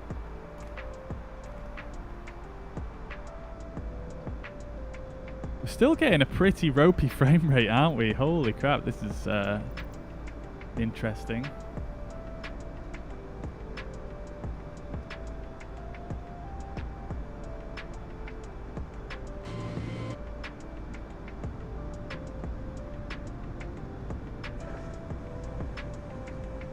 Getting a bit of a bumpy time as well up here. Let's get myself back onto the frequency.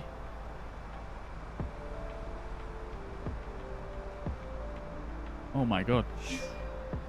I feel like, I don't know if it's just me, but I feel like the click spots are like, for almost everything since this latest update, the click spots are just weird.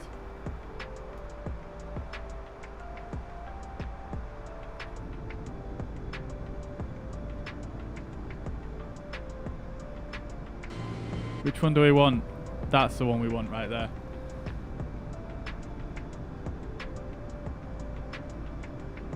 Those lights work about 1,000 times better than CRJ lights. Yeah, CRJ lights are freaking terrible, aren't they? And apparently they're really terrible on the real aircraft as well, which is quite funny. Discontinuity note, cleared out all the discontinuities, I'm pretty sure. And to be fair, the aircraft wouldn't be following this route if there was discontinuity. But yeah, really chugging on the frames right now. Yeah, it's been a while since I used the A32NX, to be honest, on stream. Could be a waypoint in your rival that's incorrect, far away. Yeah, it could be actually. Yeah, I think I've had that one before. I'll double check through everything once we sort of get underway here. They really need to get an update out for self-loading cargo. It's been a long time coming. Yeah, definitely. I mean, there is an update in the works, and it looks like a really good update, but it's look at this guy in his F-18 in the mountains there. I love to see it. Yeah, there's a huge update due to come out for self-loading cargo, but like, yeah, it's taken a while, isn't it? Nathan, thank you very much for the sub on YouTube. Much appreciated. Thank you, thank you. Very kind of you. Tolo as well, thank you very much for the follow on Facebook. Innocent and 737, Fly737 as well. Thank you very much for the subs on YouTube. Much appreciated, guys. Once again, apologies for the sort of crash there, as I'm sure you guys can probably understand. It's just one of those things. Hopefully we've not managed to put ourselves too far back because of it, though.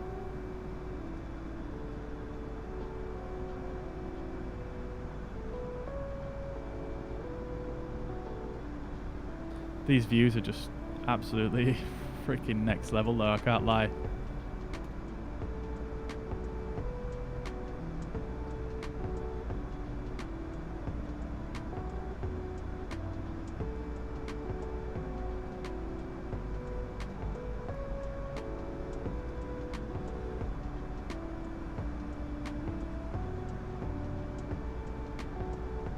I'm just having to, like... I'm just having to fix all the plugins that had the connection broken by the crash.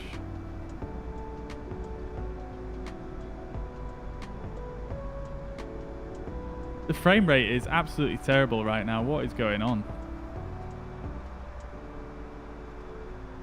Why is it so bad?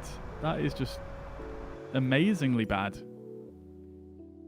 DX11, these are on 150. That's normally what they're on. Tell you what I might do is I might drop this down a bit, actually. Just to get a better frame rate when we're on a stable camera. Might be that one as well.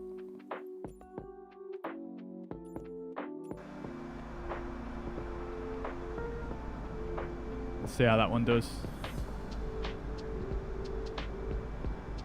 Click spots in the CRJ are off as well. I haven't flown that one yet, but I know some of the click spots in, well, in a lot of the new aircraft are a bit dodgy. Dean, welcome to the chat. Hope you're doing well. Good to see you. Welcome, welcome. Have I been having any trouble with SimBrief? I updated today and had nothing but trouble. And yes, the switches are slightly off. Well, first of all, glad I'm not the only one having issues with the click spots. Seems like there's a few people. But in terms of SimBrief, not had any issues at all. No, not really. What do you mean by update? Do you mean with... I assume... Oh, I guess you're talking about the sim there, right?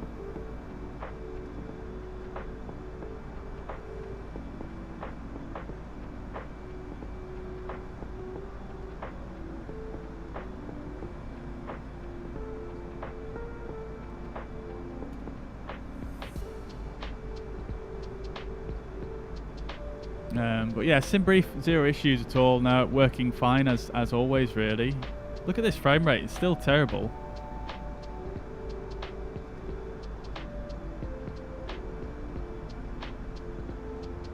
Wonder what it is. It might be a rogue add-on that I've got running that's needs updating or something like that. Tell you what we'll do is we'll start closing stuff down and see if it improves. Self-loading cargo I can resume, so I'll just... Actually, no. Can I resume it if I exit it myself?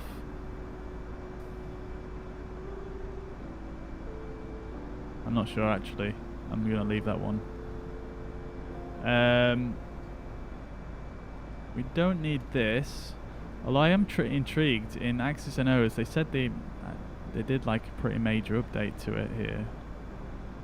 So, let's see. Yeah, so they added in all of the default variables from the sim into this list. I believe that's what they did, which is nice. Anyway, I don't actually need that open, so let's close that, see if it helps anything. No, clearly hasn't.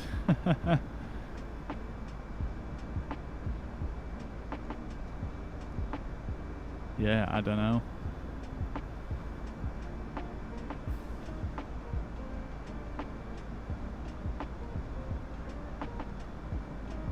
I was finding it difficult to work the mouse pointer in the flight deck, so I made the mouse pointer a bit bigger. Oh, wow. That's an interesting solution, Dave, actually. I'd not thought of that. Interesting. Maybe I'll give that a try. Am I on multiplayer as well as VATSIM? I am, Andy. Yes, I am. It's quite quiet at the moment in this region on VATSIM.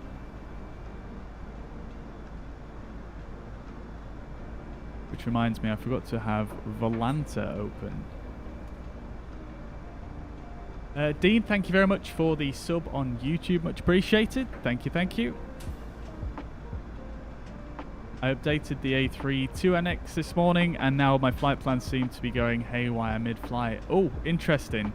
Well, this is the first time I've... Oh, Dean, are you coming from the stable version by any chance? Because they actually made a pretty fundamental change to the way the FMS works in the most recent update, so that could be affecting you there.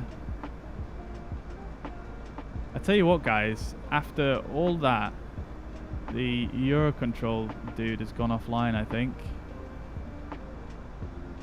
Not Eurocontrol, Rain Radar. Oh no, he is actually still on, my bad.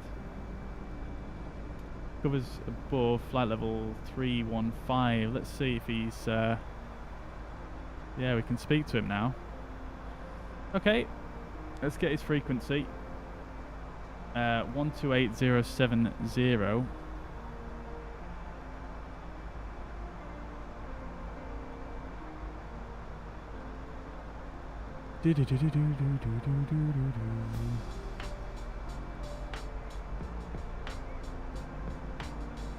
Tell you what I might do as well, I might just turn off multiplayer temporarily, just see if I can fix this issue with frame rate.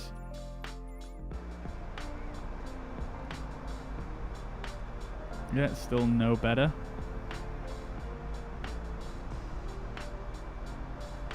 (128,070) is in.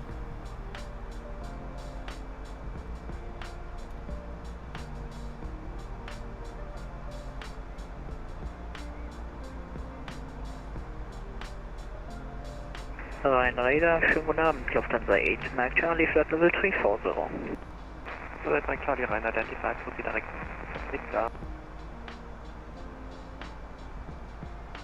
Okay, we're above the clouds now as well. Let's turn the anti-ice off. Lufthansa 8, Mike Charlie, vielen Dank. Ryan Radar, good evening. WizzAir 6726, flight level 364, climbing flight level 390, inbound Zurich. With 6726, Rhein Radar, outside my defense on the Unicom 1228 with 6726, thanks mate. Alright, sending us straight over to Unicom, I guess. He doesn't cover our flight plan, which is fine. We kind of skirt around the edge of his area anyway. We are in it now, but I guess we're right on the edge, so...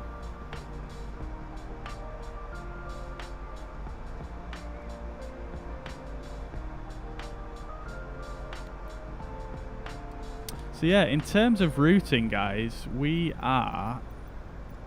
Oh my god, this sim is just chugging right now.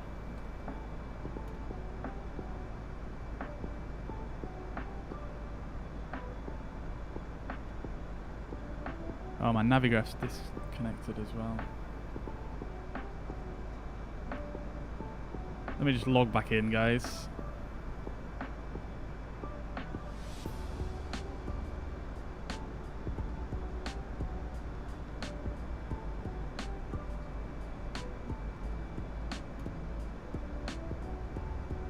Oh, great. I love it.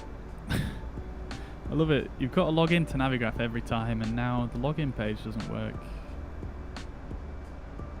Internal error occurred. It's not going well at the moment, is it, guys?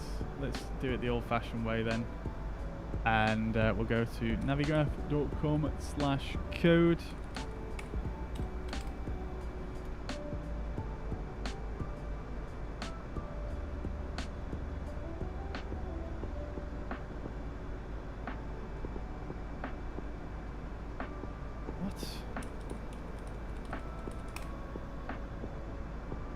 That website doesn't even work either.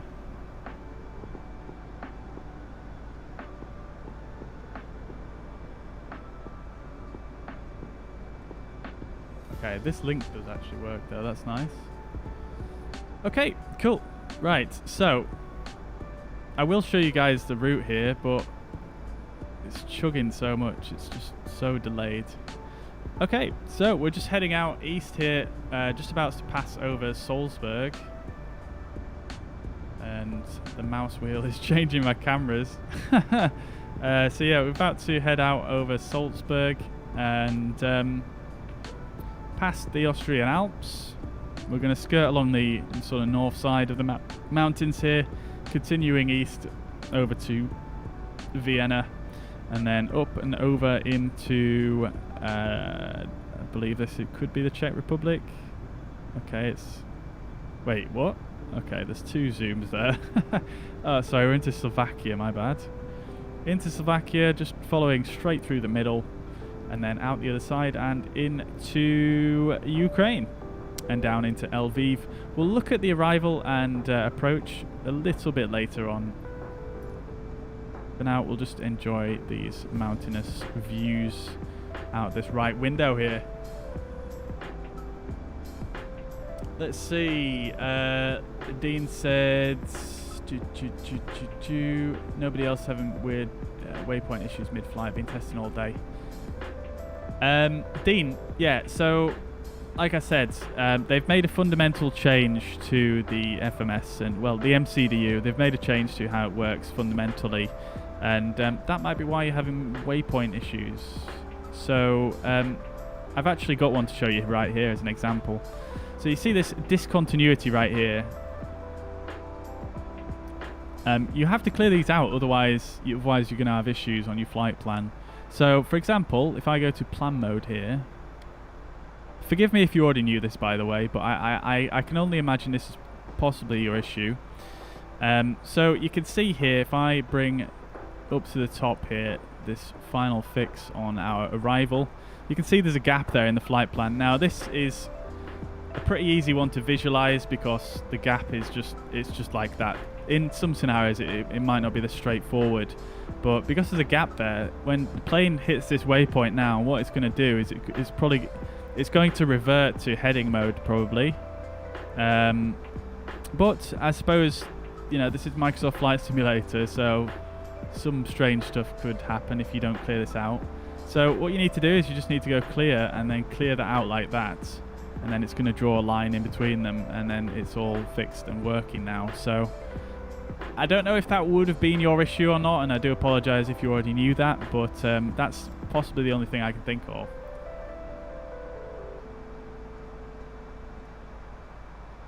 Mike's gagging for a brew back here. Let's get a brew on the go. There we go. Brew service coming right up.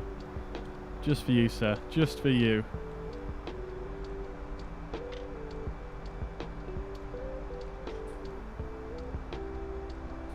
Alright, we're at our cruising flight level here. Cruising at Mach point 781. Let's go ahead. Put our TCAS to all. And not too much else to do, really. Yeah, we're kind of chilling now. I hope that Fly-by-Wire port the ambient cabin effects that they added to the sim. Because I don't hear them right now, but hopefully they do that soon. Ah, Dean, great stuff. Great stuff. I'm glad that was your issue. Amazing, dude. Fantastic. I thought that could have been it because, like I say, they only pushed that change in the last day or so. So, yeah, worth checking that one out.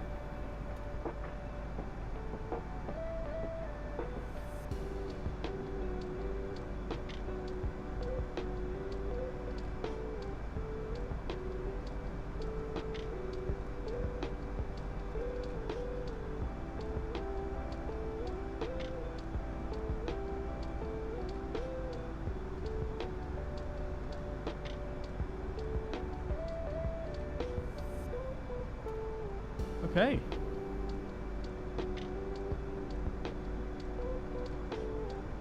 Looking good. We don't have any ATC, unfortunately, coming into Ukraine either, but hopefully...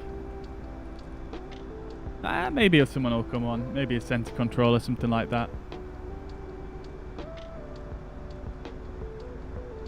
I didn't really plan this flight around VATSIM. I just kind of planned it around something that was different. You know, something that I'd not done in a while, so... yeah, I thought it'd be nice to just chill for a bit. Have a nice, decently long cruise. Let's just check on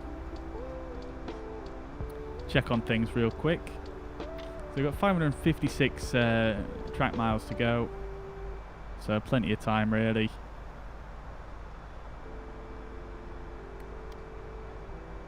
We've still got this crazy line over here. So we'll see how that pans out once we get a bit close to our destination. Hopefully it doesn't cook us. But speaking of our destination, I'll tell you what we can do. Hey, Dean, no problem at all. I'll yeah, catch you around. Answered Dave's question as well. Amazing, dude. Oh, glad I managed to answer it for you. But what I will say is, I know that might be a bit inconvenient or whatever, and just an added layer of complexity, but that is how the real aircraft does behave. You do have to clear the discontinuities out in the real aircraft, and yeah, they're there to make sure that you don't do something you didn't mean to do by accident, and it kind of leaves you the choice then. But as a result, you know, on the back end side of things, it should be massively beneficial to the aircraft, having the new sort of back end on that system. So basically what they've done is they've not only just added this sort of discontinuities thing, you know, that's not really what it's all about. What it's all about is adding what's called the it's what they call the working title flight plan manager, basically. And what that is essentially what the CJ4 uses for its navigation, and it's just miles and miles and miles and miles and miles and miles and miles and miles and miles. It's so much better than the default navigation system, and it allows other things as well in the future for the A320, such as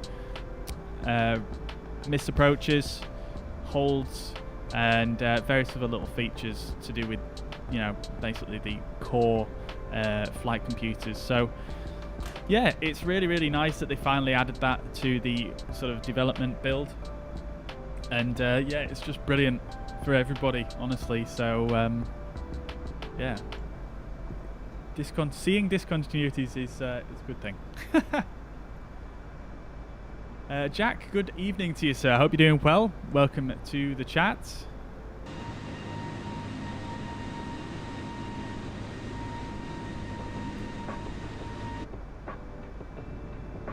Love the sound of the LEAP engines. So nice. So nice. And we're kind of coming away from the clouds now, which is nice. Nice and clear. So you can imagine this flight, like I said, is based on a real-world flight. So this is probably very similar to what they saw out the window on the real flight in terms of lighting as well. Maybe the weather might be a bit different, but pretty cool.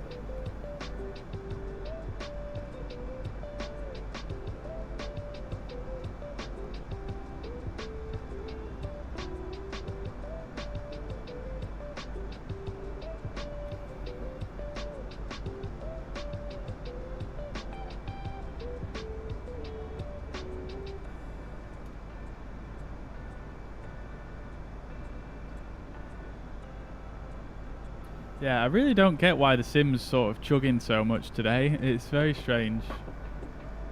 Like, I mean, the sim's only using 30% of my CPU. It's using about 30% of my GPU. And my total usage obviously is quite a bit higher than that due to other processors that are running on my computer, but it's definitely not close to maxing out. Whoa, hang on a minute. Wait, hang on a minute. Hang on a minute. Sim Market, is that still open? No, it's not. Ah, okay. Sim Market's bugged out. That might be the issue right there, guys.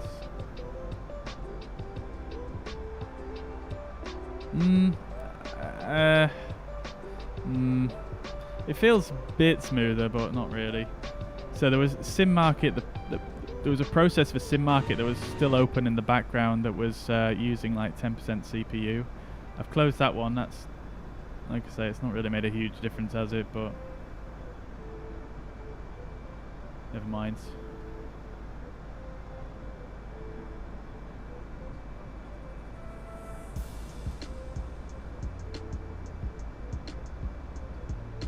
All right, cool. Fine with me. So because of all the messing about we've done, well, we don't actually have any more checklists to do we? So we're chilling out here.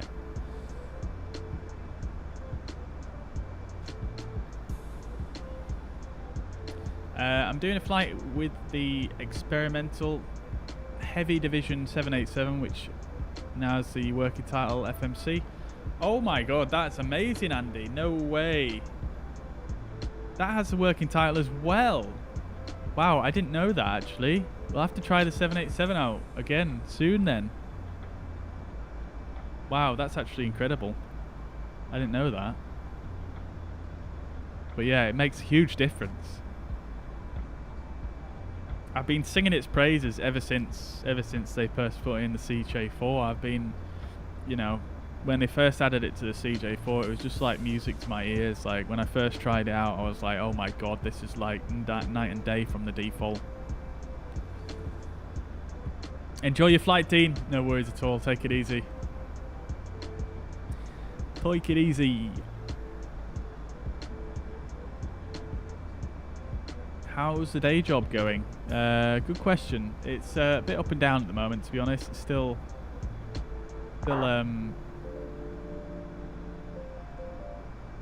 yeah, still recovering from COVID, I think, is probably the best way to put it. Let's just close FS Realistic. I wonder if that was something to do with it. Wow, FS Realistic was putting a lot of sound in then.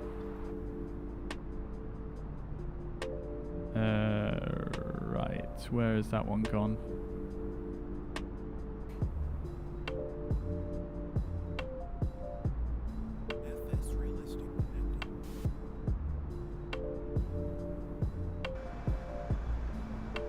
There we go. So yeah, still sort of recovering from COVID times, I suppose, and but yeah, it's going all right. It's actually all right. I've had a pretty decent couple of months, but yeah, I don't know. Just the timing of everything has just been so just really unsavory is the best way I can put it. Like, obviously COVID lockdown ended, you know, a few months ago. It still took a good few months for people to sort of get back into the swing of things, and now all of a sudden you've got Christmas coming up and all that stuff as well. You know, my car is like coming to the end of its agreement as well, and just everything's just going to come at once, isn't it? So it's just the timing of it couldn't be worse, really. But yeah, just cracking on and trying to do what I can do, I suppose. Thank you for asking, though, Mike. Thank you. Andy says it can do holds, modest kind of VNAV, shows top of descent and has the banana. Yeah, it's really good, that, Andy, in the 787. It's really, really great. Yeah, I think it's kind of on a similar level to the 747 now as well. The Salty 747 has the working title and a modest VNAV. It also has the ability to do holds and stuff like that. Oh, that Ryan disconnected it. Okay, never mind. Fair enough. I think that was someone in chat, though, right? Who was the Ryanair?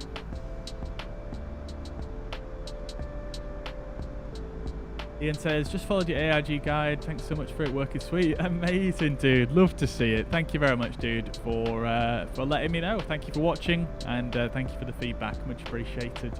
That video is just... It's absolutely blown my head off, to be quite honest with you guys. It's the exposure that video has got has just been completely on a different level to any of my other videos. So appreciate all the support you guys have given me on that one. And yeah, it's just really kind of next level, to be quite honest. I think like if I give you an example, if I give you a quick example. So, for example, the video I posted yesterday on the replay tool has got currently 945 views after about just over 24 hours. And the AIG one, after 24 hours, it had about nearly 4,000 views or something like that, which is absolutely crazy for my channel. I mean, even the replay tool one is still doing fairly well for my channel. Like, usually I only get a few hundred views on my videos, and then it just tapers off very, very drastically. So yeah, really appreciate all the support on the AIG one. Currently up to 27,000 views, which is just obscene, honestly. Never would have expected that at all. And yeah, thank you so much. Thank you, guys. It's all thanks to you, really, guys.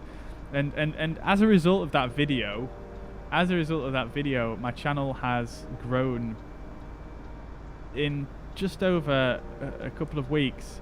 It's grown from 900, I think we were on about 990 subscribers when I posted that video, and now we're on 1,459. It's just wild. Thank you so much, guys, for all the support. Really appreciate it. Really, really appreciate it.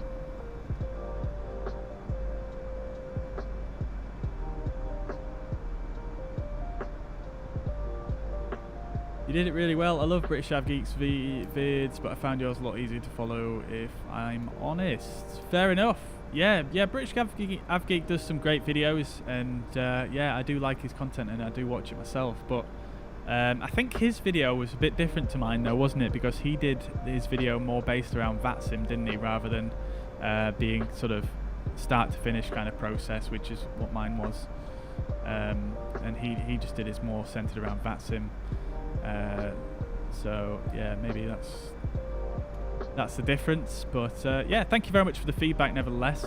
I think I do get a bit sort of concerned with my videos sometimes though, because I think sometimes I will just like back in the day, what I used to do when I used to make videos, well, for like Minecraft or whatever, long time ago now, I used to just freeform the what I'm saying, and it kind of works for that because I'm playing at the same time and it's a bit easier. But with something that's a little bit more analytical, something that's a tutorial, whatever, like, I'm so bad at just talking and just talking and talking and talking and just saying random crap. So what I've started doing now is writing a script of what I need to say, because then I'll make sure I don't forget anything that I want to include, and I won't say more than I really need to. But nevertheless, I still find that I do waffle on a bit. So I get a bit paranoid that, you know, I'm telling someone to do something and then just making it even more confusing by saying everything else that's coming to mind as well. I don't really know how to describe it really, but yeah, I get a bit paranoid about that. But it's absolutely humbling and super cool to see that people have been able to find it so useful and so helpful. I've had a lot of comments like yours actually, Ian, so yeah, really appreciate that, and I'm glad it's helped people. Always knew the tutorials would do well, keep it up. Thank you so much, Mike. Yeah, I sure will. I've got quite a few planned actually. Adrian, welcome. To 417, oh, we got someone on VATSIM, in runway 232. Just going to turn that down a touch.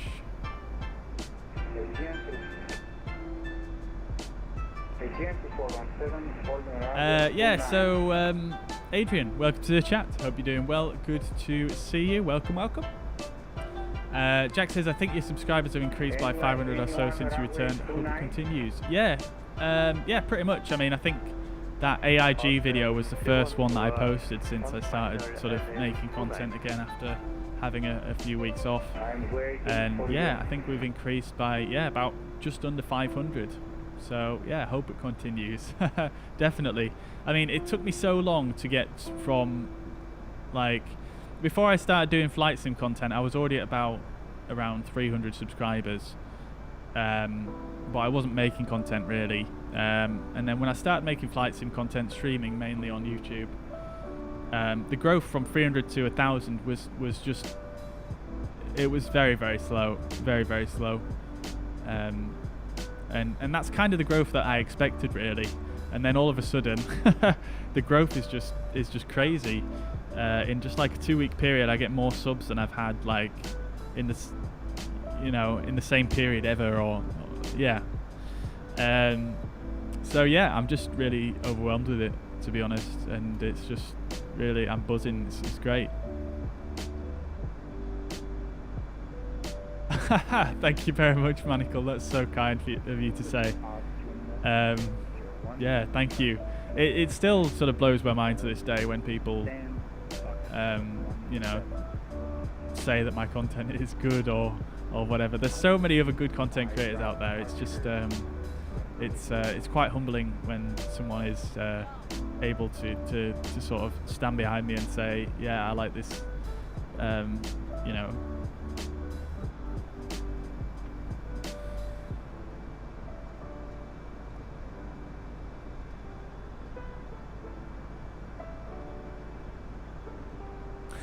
Also, thank you, Chris. Thank you. Appreciate your support as always, dude.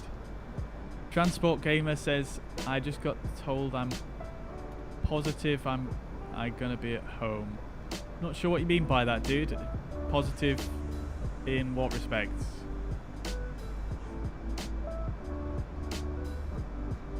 Dean, welcome to the chat over on Facebook. Hope you're doing well. Welcome to the chat.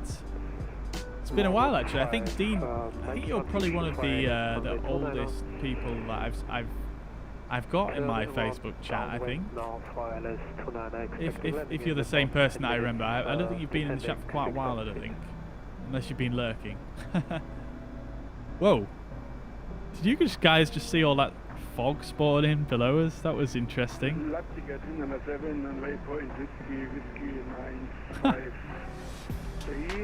Andy says, I've got your AIG video open in another tab, waiting to build up the Grumpton to tackle it.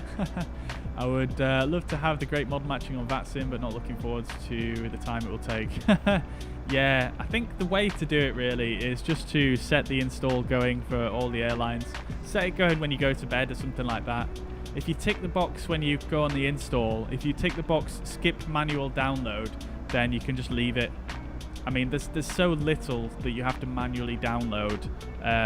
It doesn't really make that much of a difference, I don't think, if you skip them. So I might just suggest just to skip the manual download, let's set it going, and then go to bed or whatever. It'll just make it so much less painful. Are we passing over for a major airport at the moment? Is that why I can hear people on the radio? Let's see. Are we passing over for Vienna now? Is that what it is? Yes, this is Canada 2767. We will keep a good... Yeah, we just passed over Vienna. That's that was Vienna City. You guys might have just caught out the window there. This fog does look very strange, though. I'm not going to lie. I don't know if it's just the lighting.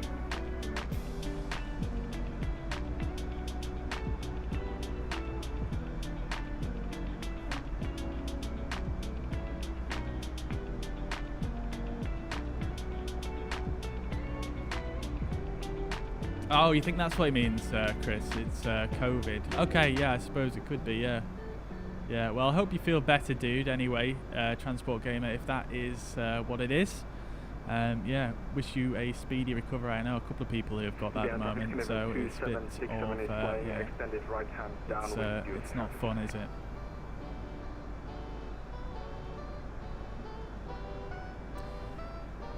Ah, yes, it is you, Dean. I thought it was. Amazing, dude. Well, welcome back. Welcome back. I don't know if, yeah, if you haven't been in the chat for quite a while, I don't think, have you?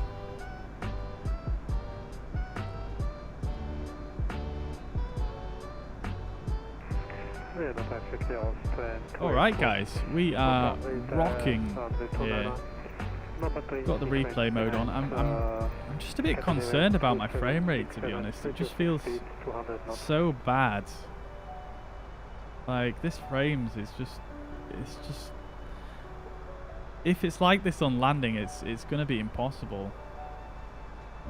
Got a nice WizzAir cup there as well. A little bit of airline branded coffee.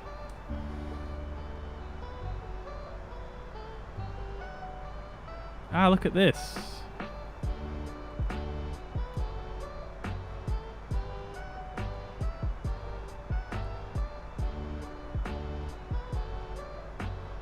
There's something very weird going on there. Look at this. The station calling behind Canada 2767. Let's have a look. Svita and then cock up. It would be nice if you would slow down there as well.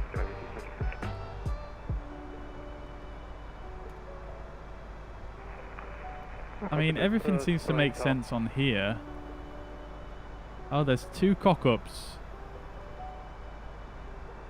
Oh, it looks like something has cocked up. Hey! Alright, let's see if I can resolve this. So we've got a VI Q562 cock-up, which is here. Oh, wait. Oh, look at that. We've got...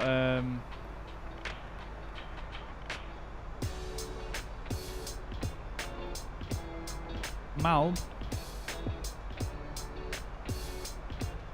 P27 VI.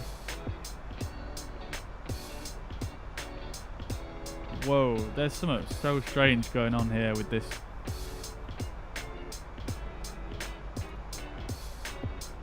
Alright, looks like we're making a bit of an amendment here. So let's go ahead and I'm going to clear out this. I'm going to clear out all of these waypoints here. This one, and this one. Make sure the aircraft is still... Oh, look at that. I wonder if... I think that frame rate issue was to do with that, you know? Look at that. It's so much smoother now.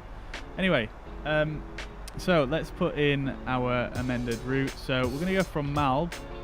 We're going to go via P27, and then we're going to go to Victor India,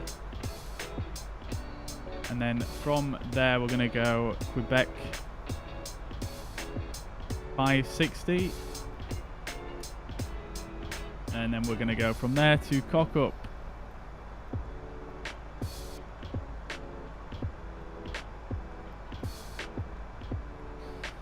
Inserts. There we go. That looks a bit better, doesn't it? Brilliant. Okay, I think we've fixed it, guys. So what we can do is we can just remove that, and we can remove that one, and we'll remove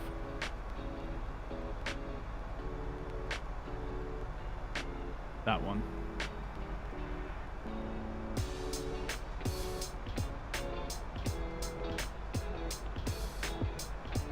Beautiful. Okay, I think we fixed it. Beautiful. And that seems to have improved my frame rate, actually. Not terribly by a great amount, but it's a ton better. So I think that was... Yeah, I think maybe there was an issue there with the flight plan imports. There must have been an issue with that, and it's erroneously put in some extra waypoints or something strange there. But yeah, we figured it out. And we're ready to rock, guys. Beautiful. Big thumbs up. Like on the thumbnail. Big thumbs up. Custom emoji. There's 2 cock-ups. Yeah. Yes. Yes. Andy, I love it, mate. I love it. That's going to be another emoji. I'm going to write that one down. I'm going to write that one down. We need to keep an eye out for what emojis we can have, guys, for the channel memberships on YouTube. Because YouTube won't let me actually do a channel membership unless they have some custom emotes. So I've actually got to go ahead and do that this time. So yeah, custom emoji ideas. If you've got any, guys, let me know. Yeah, I'm open to suggestions. If you guys have got any things that you would like as perks as well for being a channel membership, you know, hypothetically, if you were to become one, like what kind of stuff would you want? I mean, there's not really a lot I can offer at this moment in time because of time commitments, and you know, I just don't think there's enough regular viewers on the channel to do like some like group events and things like that just yet. But yeah, let me know if you've got any ideas for channel membership bonuses and emoji ideas. Nuke the Whales Xbox, welcome to the chat over on Twitch. I hope you're doing well. Welcome to the stream. Get back on multiplayer. That is a good call. Let's do it.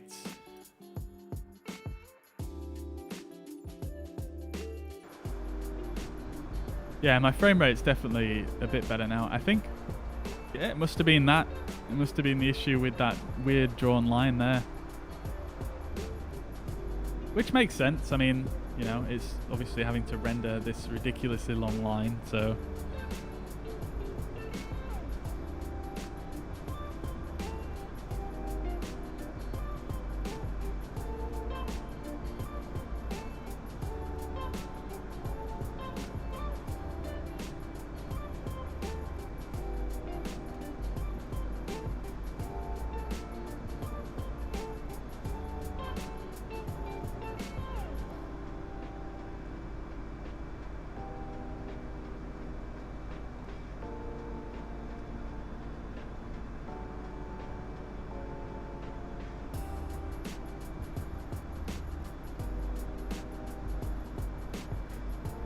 Alright, we're back on multiplayer. Oh, we've got Boeing 737 MAX over there.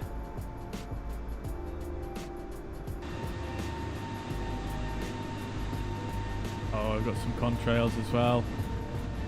Chemtrails, guys. Chemtrails. If you're wondering what I'm talking about, by the way.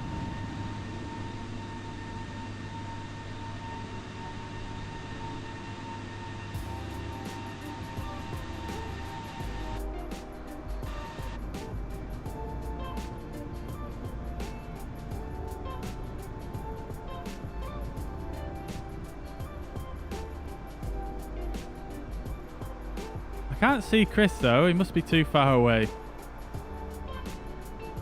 Must be too far away at the moment, dudes. Alright, I tell you what we'll do then, guys, is we've got under 300 miles to go. Let's start planning our descent. So let's have a quick look then at our arrival into Lviv. Gone quite quickly this flight actually, hasn't it? Alright, so we're going to use the cock up 1 Juliet. And we're not going to cock it up. So, look at this. 8040. They're supposed to use meters over here in Ukraine by the looks of things. Can I, it doesn't tell you it in meters though, which is interesting. Oh, it's got your conversions there.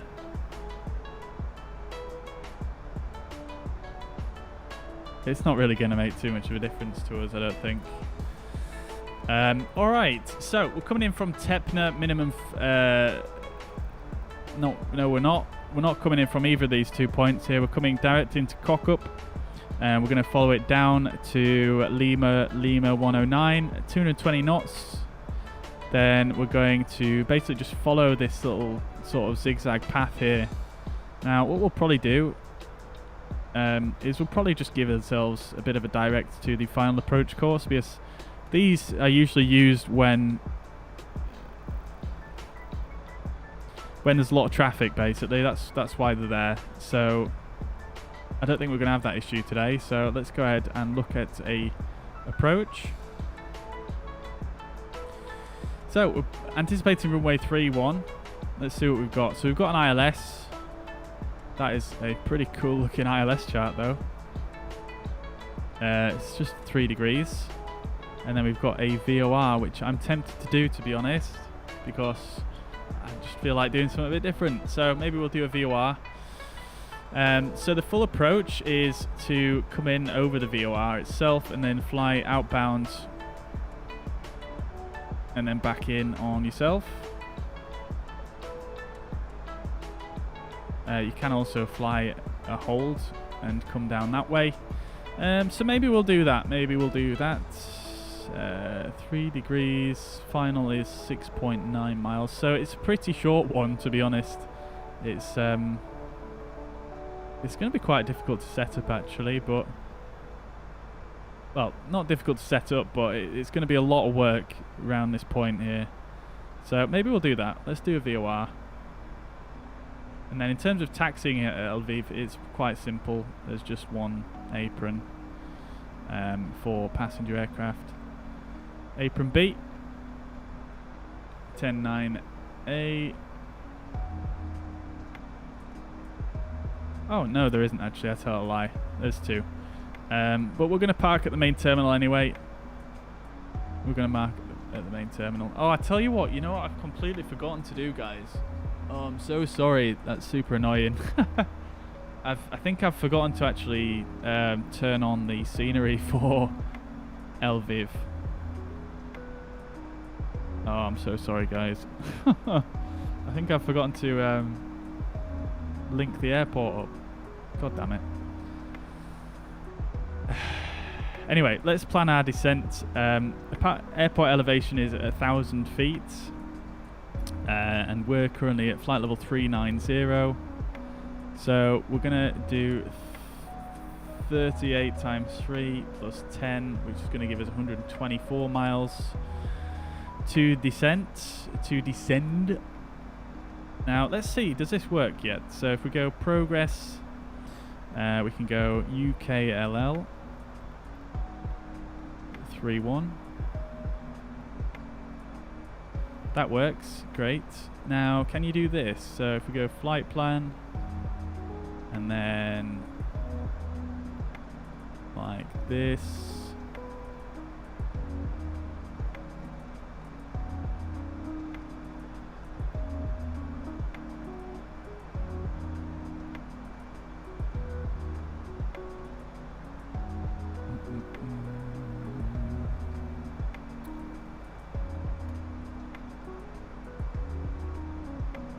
No, I don't think it does work.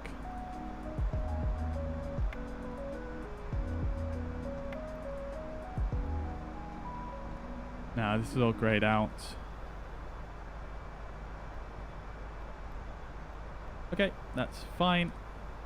So we need 120 miles, just over 120 miles to descend. We'll go ahead and set up for the VOR approach. So we'll go for VOR 3-1, and we'll actually check the weather as well while we're here. That would be prudent of us.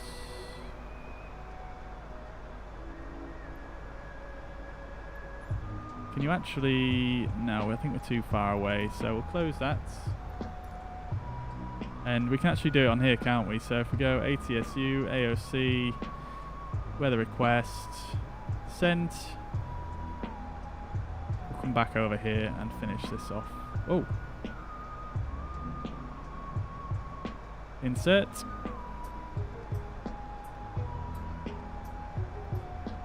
So what we're going to do, because, like I say, I'm not expecting a lot of traffic over there.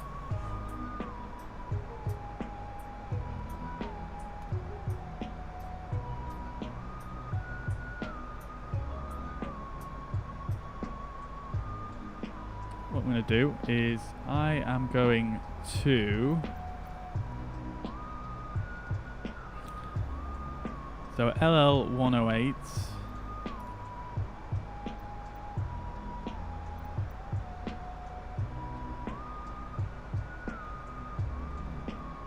I'm going to just delete that one, that one, that one, that one, and that one, and that's essentially just going to give us a direct. Now if we go to plan mode, yeah, that's just going to give us a basically a direct onto the final approach course. Great stuff. Alright, so let's get the... Is it going to print it out for me? Does it print it out automatically now? No. Okay, let's go receive messages then. And we'll print that. There we go. Oh my god, that's got to be one of the best feet. Oh! It took a second there for the writing to appear. I don't know if you guys saw that. Okay, so QNH is 1010. Temperature is 7 degrees. Winds are 280 at 4 meters per second.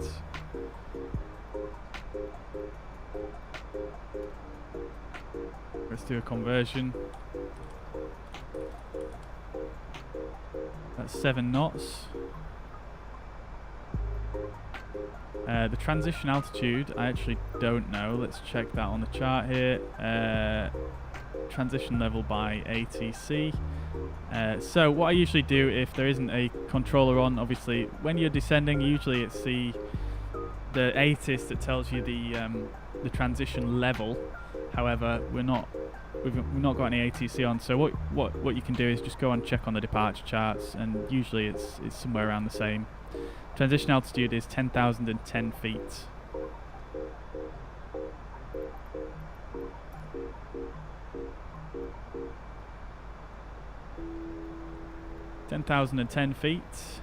And the minimums for the VOR is going to be 1,550.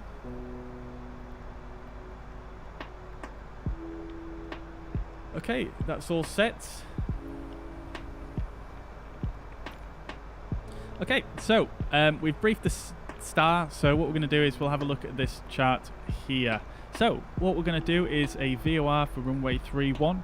The VOR we're going to be using is the Lviv VOR, which is on 115.5. The inbound course is going to be 307, and it is going to be a 3-degree descent angle.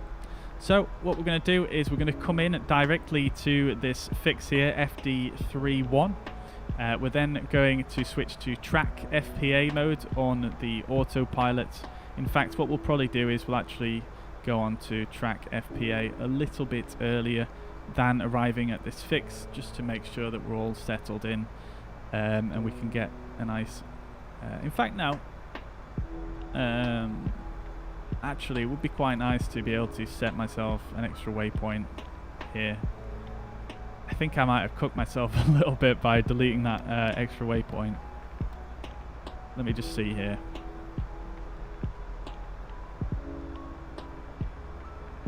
DI31. Oh no, okay, we're actually fine. We've got another fix just before FD31. So we are going to be kind of we're going to be turning in basically to line up. So we'll go to track FPA mode, and when we get to 6.9 miles, that's what the D is, 6.9 miles away from the VOR, we're going to start our descent on 3 degrees using track FPA. And that's it really, it's quite simple. We're only descending from 3,000 feet. The airport itself is at 1,000 feet, so we'll probably fly about 1,000 feet on autopilot there on track FPA, and then we shall probably just fly the rest manually. It's quite simple really with the VOR.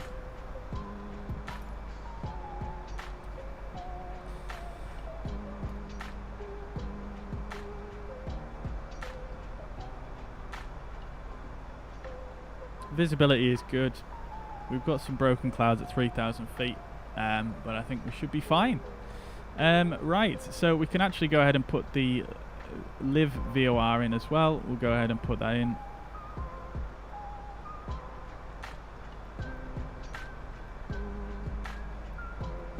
This song better not be DMCA. Oh my god, the amount of songs recently. What the heck? Come on now. Oh no, it is on this place. Okay, my bad. I thought it was a song not on my playlist. Spotify keeps doing that, where it plays songs are not on my playlist. Anyway, inbound course is 307.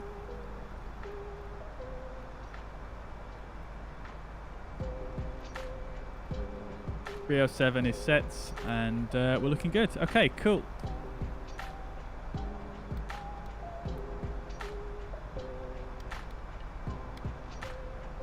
I think we need to descend pretty much somewhere around now. Yeah, in about 10 miles.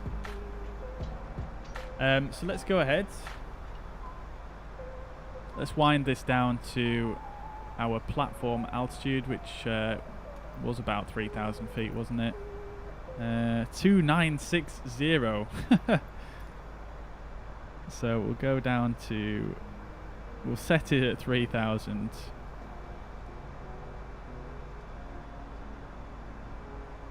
We'll set it at 3,000. I think you can turn meters on, can't you, somewhere?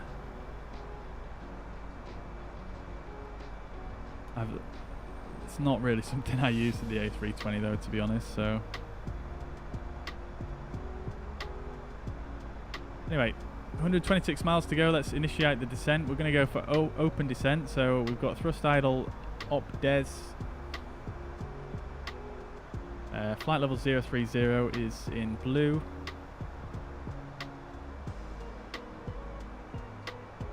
Alright. Need VATSIM to figure out how to inject that nameplate data into the sim. I see explain 11 videos with the flight names plainly visible, and it makes me jealous. Yeah, definitely. Hopefully VATSIM will do that someday. I can't think it being that difficult to do, to be quite honest. But yeah, one day.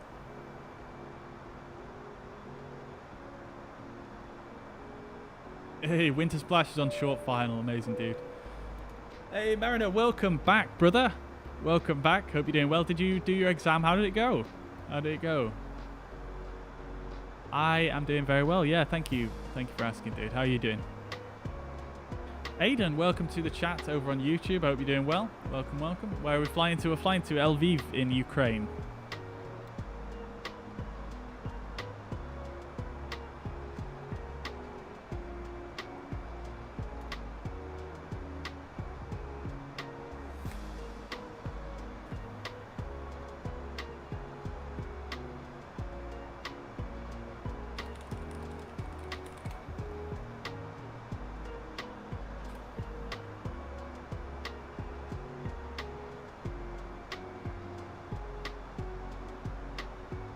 Oh, I'm so gutted I didn't add my Lviv's scenery in. I'm so annoyed about that. It's such a good scenery. I wanted to share it with you guys. That's part of the reason why I chose this as a destination, because I've got a really good scenery for the airport. I tell you what, maybe we'll do is I'll just reload the sim very quickly after we're done, and we'll have a quick browse around before we wrap up.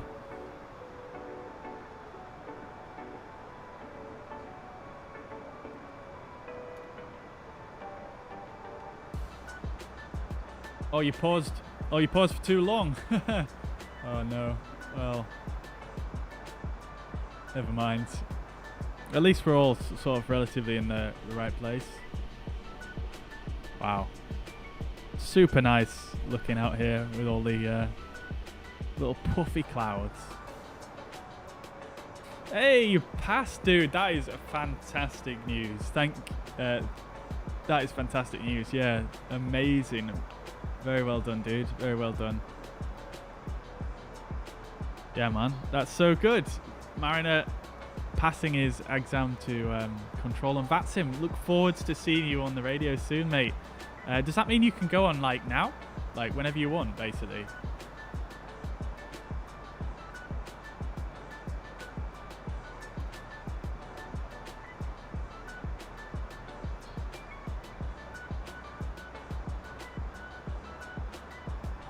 About to fly KBOS KPHL. Is that Boston to Philadelphia?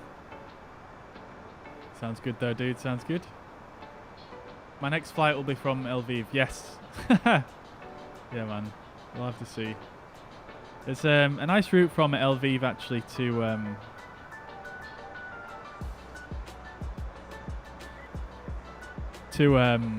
Gdansk in Poland that I'd like to do with WizzAir, but there's no scenery yet for Gdansk.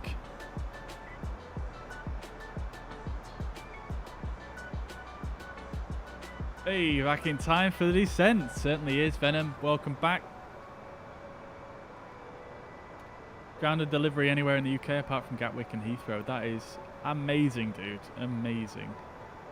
Can't wait. Can't wait. That's so good.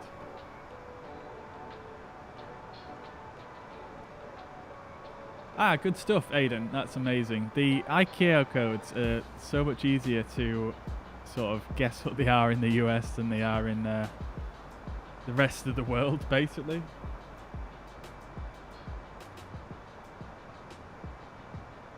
Alright, we're on our way down, guys. It's feeling a little bit bumpy, actually, on the way down. We've got a 50-knot tailwind, so that's going to definitely increase our time to descent. I didn't actually take that into account when I did my calculation, to be quite honest.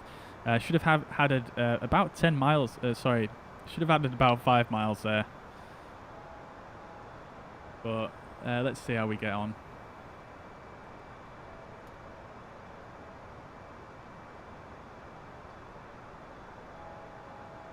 So we're at 84 miles to go. We're at flight level 247, so we're about on profile at the moment. We're looking good.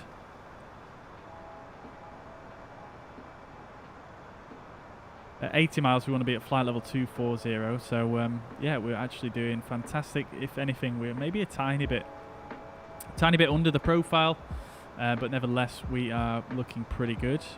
I'm happy to be a little bit under the profile as we're doing the Vor Approach, to be honest.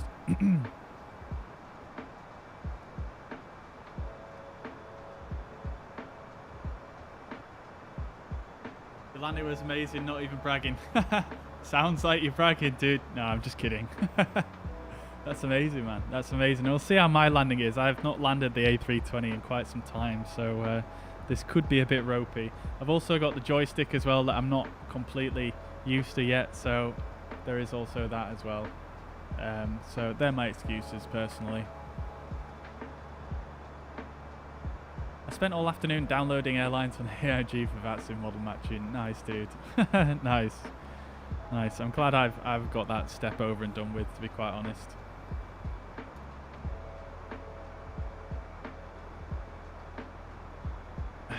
Right, let's have a look then. Let me just see here. Oh, I forgot to do this. Let's do that now real quick. Okay, so UKLL get METAR. So we've got the wind, temperature, etc. Runway condition is dry. Runway slope, we can work that out. It's not my forte, but it's actually not really sloped at all. If anything, it's got a slight down slope, but I'm gonna just leave that at 0. Approach speed is going to be 126. So I'll put that in. 126. Our weight, I guess, is based on our current weight. 1161100. Yeah, it is. Okay, let's just see if I can work out our weight on landing. Our expected landing weight is going to be 60851. We're going to be config full.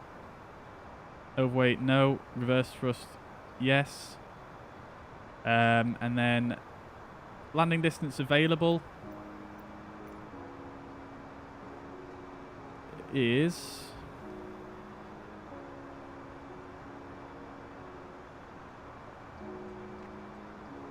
runway 31. What does it want it in? Meters. 3,185 meters. Calculate. There we go.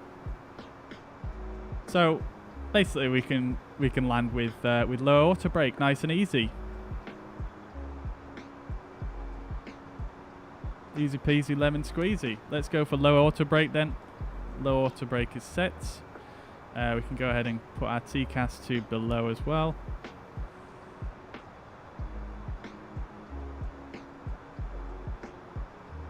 Let's see where we are on the profile.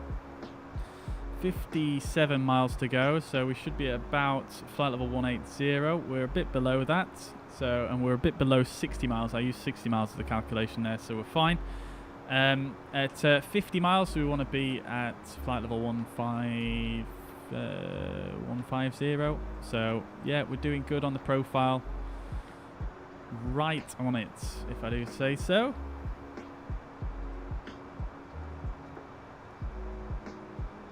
Looking forward to yours, no pressure.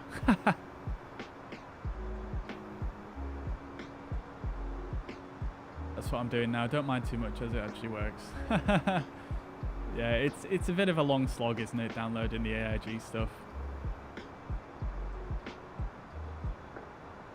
When I stream, I enjoy being lazy and letting the plane and land itself while looking out the window. Fair play, Aiden. Yeah, I mean, each to their own, innit? I think when I stream, I tend to try and do more than perhaps what I would do off stream, just to test myself a little bit. Currently, it was 277 feet per minute, but oh my, was the flare and approach amazing? Also right in the touchdown zone. Amazing, dude. Well, it sounds like a fantastic landing, to be quite honest. Dave says, mate, when you use the recording option, when you save as, what do you open it in? As in, as it wouldn't open. So you just open it back up in the replay tool. So bring the tool back up, and you just click load there. So if I click load now, there's a couple of files that I could load that I'd saved from another time, but I'm not going to do that right now. But you just click load in the replay tool, and it should load it up.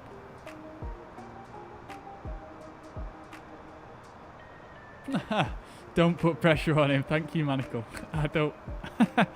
It's a VOR approach. Anything could go wrong here.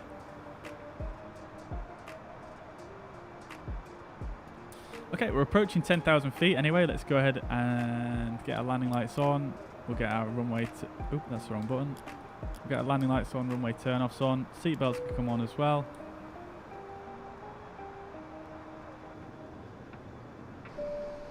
The trees are looking very very green here in Ukraine. Not too autumnal. Actually, wait, is that another add-on I forgot to put in? No, I do actually have the full one installed. Oh yeah, you can kind of see the ground is a bit browner.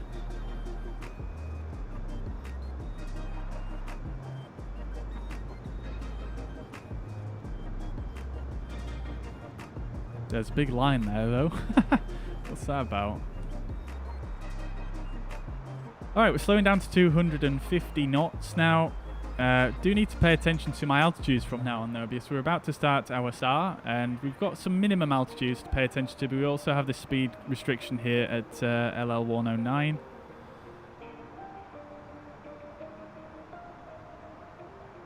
Alright. I'm nervous. I'm nervous. I'm under pressure. I'm under pressure now to do a good landing.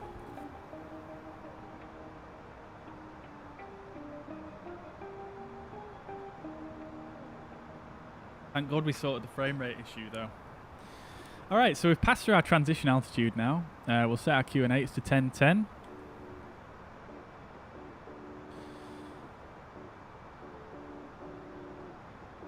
We're heading on down. We've got 34 track miles to go. And we're at 9,000 feet, so we're looking good.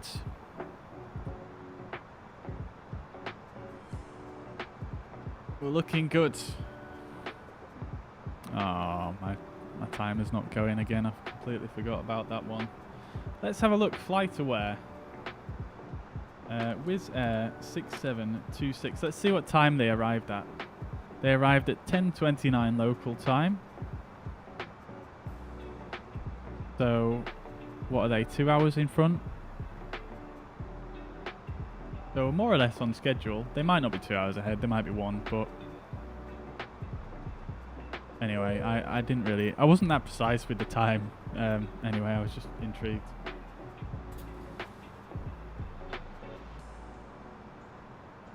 Alright guys, well, I hope you guys are enjoying the stream anyway. We're just slowing down to 220 knots for that next next restriction, which is great. Love to see how it's still descending. I remember back in the day when this first came out, and every time you wanted to change speed, the aircraft would just perfectly level off and stop descending whilst you're slowing down, which is just not really realistic. But it's come so far. It's come so far. But anyway, like I was about to say, guys, if you've enjoyed the stream so far, if you're enjoying the stream, and you're watching on YouTube, please do hit the thumbs up button. We'd really appreciate that. It really helps the channel out. Kind of hate asking. It's a bit of a cheesy thing to do, but you know, some people forget. I personally forget as well, so I appreciate the reminder when I'm watching someone else's stream.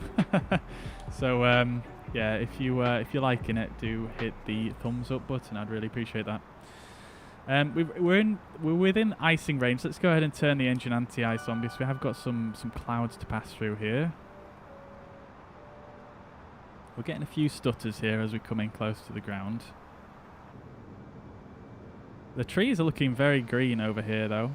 I do have to say, not too much autumnal colours coming through.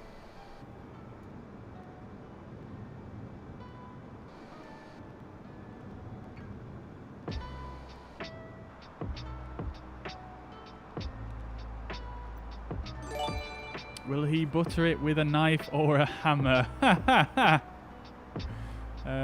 We'll see, we'll see.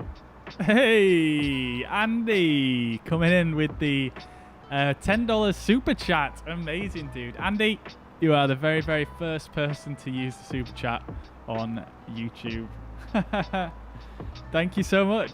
Thank you very much for the $10 super chat. Much appreciated. I've literally never heard that alert before or seen it pop up, because I haven't had it available to me as a creator until now. So yeah, really appreciate that. Thank you so much.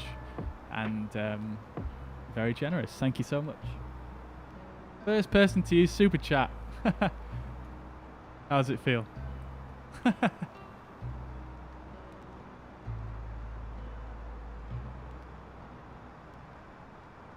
Yeah, glad you're enjoying the content. Thank you. Just flew over me, took off from Manchester. Is that Manchester, Asa?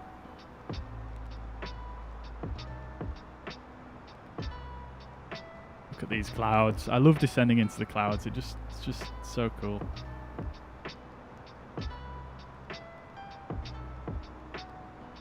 Oh, look at that. We've got some autumnal colours coming in here.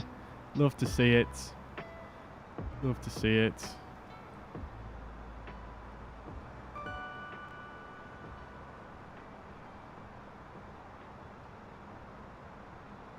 Oh, an Antonov AN26. Oh, no way. It took off from Manchester.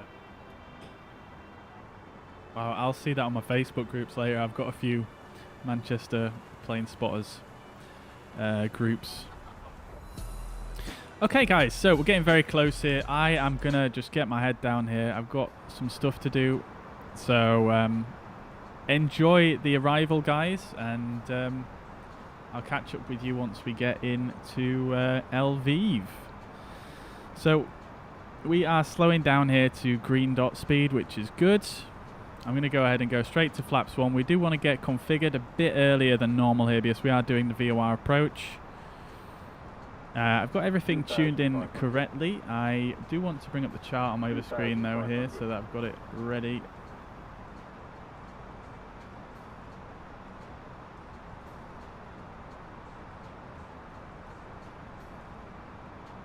Oh dear, this is a big problem.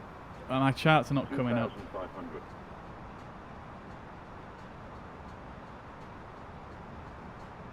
Right, there we go. Oh no, what's happened?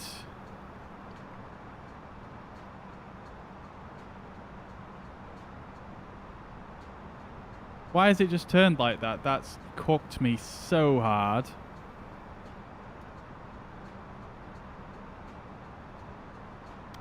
Anyway, we'll see if we can recover it. Inbound course is 307. Let's set that. And we're going to set our FPA to 4 degrees. We're going to go to flaps 2.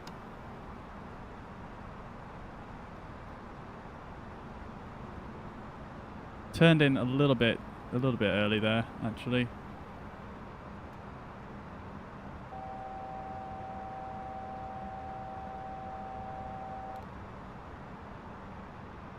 So at 4.3 miles, we want to be at 2150. So we're not doing too bad on the altitude. We'll get flaps 3 out and gear down just to kind of give us a bit more drag to slow down here. I'm just trying to still get aligned to the VOR here. We're still a bit to the left. 1,000 feet. 3.2 miles, we want to be at 1810. So we're still a little bit high, but not too bad. There's a runway in front of us. I'm just going to disconnect.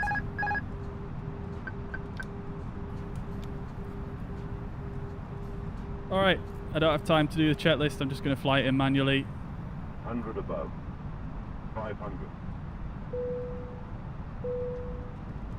This is not the most stable approach. 400. Minimums continue. We are fine though. We are fine. I'm just going for it. 300.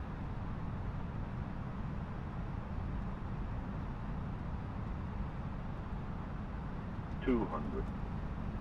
No pappies.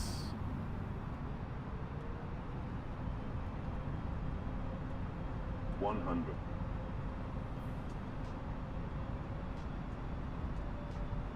50, 40, 30, 20.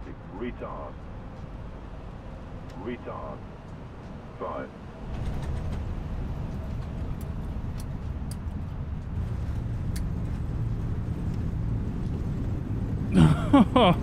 Guys, that was super annoying. Whatever just happened there. But the landing was still good. I mean, the touchdown at least. We've got an applause, guys.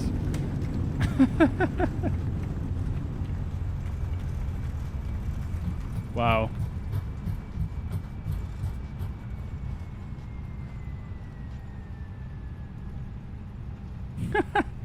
Oh my days, guys.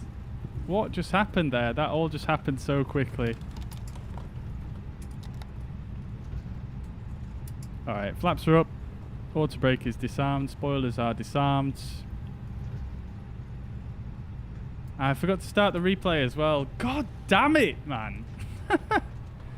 What happened there?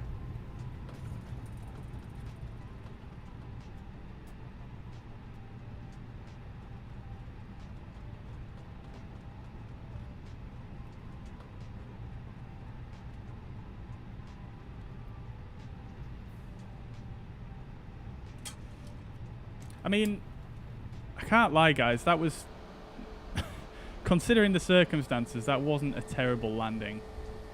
Oh my god, look at the state of this airport without scenery installed. Oh my god. Oh my god, what is going on here? There's houses in the airport and oh my lord. I guess we're just going to park just here in the middle or something. This is a mess.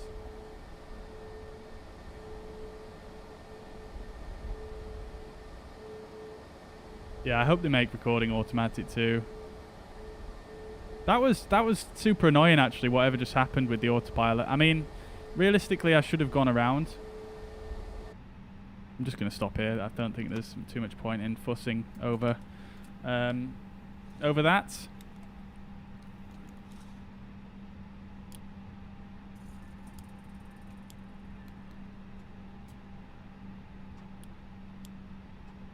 And we'll just sit here for a second while the APU starts up. In fact, I'll tell you what I'm going to do, guys. Is I'm just going to quit the sim here. And then I'm going to load back in. And we can have a look at the scenery for this airport because, like, super annoyingly, the...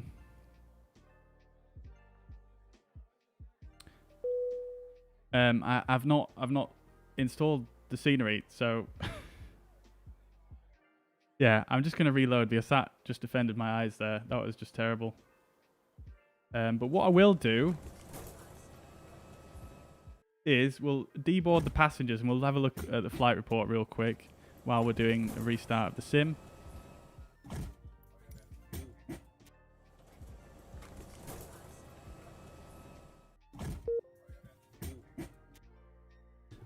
But yeah, Julius, welcome to the chat, by the way. Yeah, the plane decided to make a shortcut there. That was really, that really cooked me so badly there. There we go. Yeah, so what happened, guys, I'll show you what happened, is the... I was on my way in. I'll show you here on Navigraph. So my intended flight path was as follows. So you can see the approach there in purple. My intended flight path, in fact, the MCDU drew it out a bit like this. Right? And it's difficult to see, actually. In fact, what I can do is I can actually just do a bit of this. Like so. So, if I get the red pen out here, the MCDU drew out a path that was a bit like this, basically. Maybe the turn wasn't quite that steep. Maybe it was a bit more like this, like that. And there's another fix right here. Draw that little triangle in there like that. So there's another fix right there. So what the aircraft should have done, well, it should have followed this line basically and came in over this fix right here. Now, what it actually decided to do there was, it decided to do this. I'll draw it in pink. It basically just decided to start going like this. It's kind of difficult to see in pink, isn't it? Let's draw it in blue. Yeah, it basically just decided to do that. So, as a result, when I realized I was about here, and I was above 3,000 feet then, and as you guys will remember from the briefing, I needed to be at 3,000 feet here. And although I was not fully on this final approach course yet, I was too high. I was also closer in than I wanted to be, and I was faster than I wanted to be as well. I wasn't configured, so a bit of a pain really, kind of annoying, but nevertheless we managed to deal with it, and we still actually landed with a fairly good landing rate, and it really wasn't that bad at all. In the end, we landed at 127 knots with 1G and 140 feet per minute. So I think we managed to recover it, although it wasn't the most stable approach in the world. I would like to do it again, to be quite honest with you.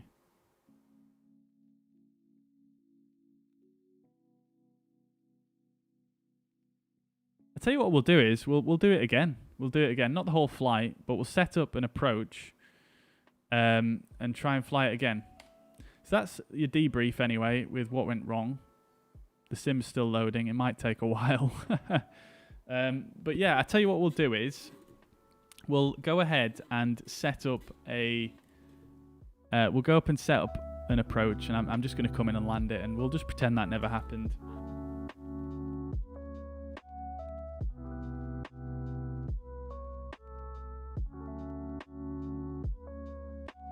It should be quite simple to actually enter in, to be honest. Looking also at the pilot report from Self-Loading Cargo, perfect flight, A+, 84%. Can't really go wrong. This got a slightly higher landing rate than what I have here on Sim Toolkit, but other than that, fine.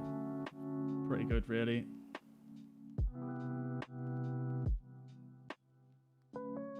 If I go into my landing reports here on Sim Toolkit as well, we'll bring up the fuzz pad. Yeah, I mean, again, pretty good here as well. Right on the aiming point. I was a little bit low coming in over the threshold. I think I was about 40 feet over the threshold when I should have been 50.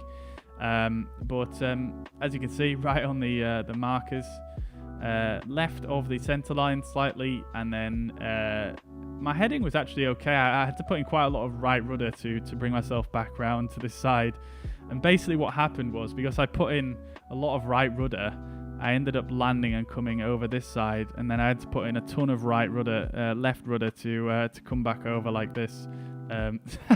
So it was a bit of a zigzag, but yeah, we made it in the end. So what I'll do is, once we've loaded back in here, is in fact, let's have a look at Volanta as well.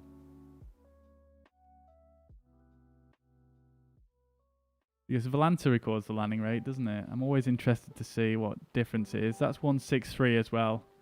All right, fair enough.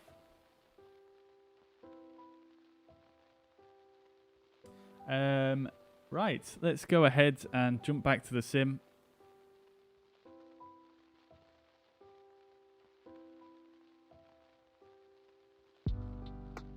Alright, so this is how we're going to do it, guys. We are going to set up an approach into Lviv. We're going to have a look at the scenery as well whilst we're there. I'll turn on multiplayer so I can see you guys. VATSIM is closed now as well. Oh, we've got a few people here. We've got Thomas here as well. And we've got Schutz, amazing. We're going to sneak in front of him, I think. Alright, so if we set that as an arrival there, that's going to put us in at 4,241 feet. What we're also going to do as well, guys, is we are going to set our weight and balance to be basically what it was when we landed just now. So if we...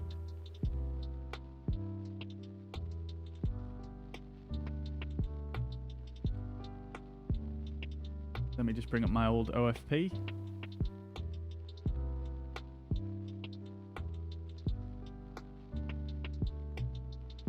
Alright, so OFP landing weight would have been 57,853, and landing fuel would have been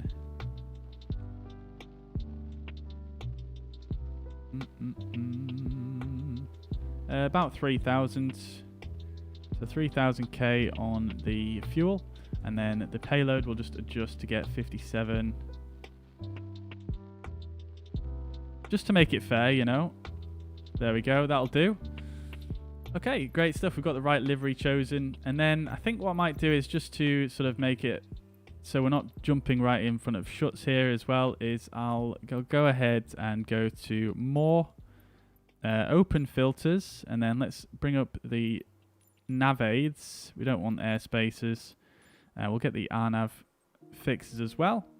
And we'll go ahead and we'll set ourselves coming in from basically the same spot as what we did last time. Let's go. Was it LL10? Okay, yeah, so you can see these RNAV fixes here. These are the... Yeah, this would have been our part of our SID here. So let's go ahead and set ourselves up. We'll set ourselves up just behind Schutz here. And that's going to give us a nice long final. I'm not sure what altitude it's going to spawn us in at there, to be quite honest. 4,450. Okay. That's fine. And then we'll go flight conditions. We'll set it to about the same time, which was about 7:30. Alright, cool. Let's spawn in then and take 2.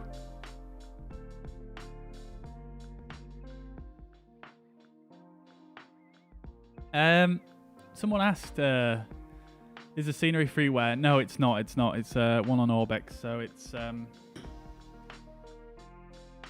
oh, it spawned us in at 36,000 feet. Okay, that's a problem. But no, it's on Orbex, but it's worth paying for 100%. It's Pyreegue Dev Co. You guys may or may not have heard of them from their amazing Edinburgh scenery, but it's just amazing. Like when you see this, you'll see what I mean. You will see what I mean. I'll tell you what we're gonna do is we'll set this as a departure right here. And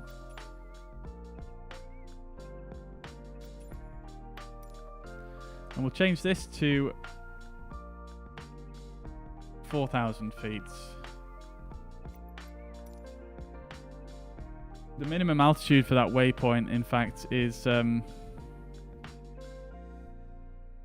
it's actually 2960. That's actually required altitude, LL102. Oh, we're at LL103 here. So 2960 is the minimum there. So we'll set it to that because that's probably what we would aim for if we flew that in, well, normally. 2960 is going in. That's set it to 3000. That's fine.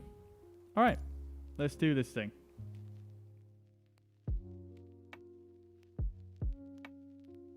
I'm not sure what configuration it's actually going to start me off in here. Oh no, my weight and balance. Ah, Microsoft Flight Simulator, stop doing this to me, please. Right, so what we're going to do, we're going to go ready. We're going to immediately go pause. We'll go set and wait. We'll set the weight and balance properly again. 3000. And then 57. Then what we're going to do is we shall come down here and just make sure the approach phase is activated, and we'll go 10-10.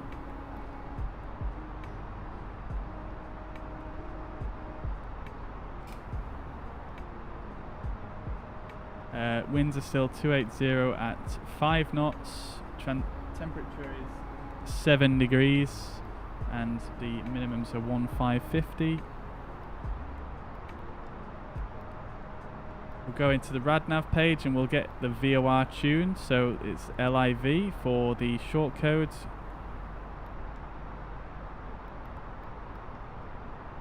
And the inbound course is going to be 307.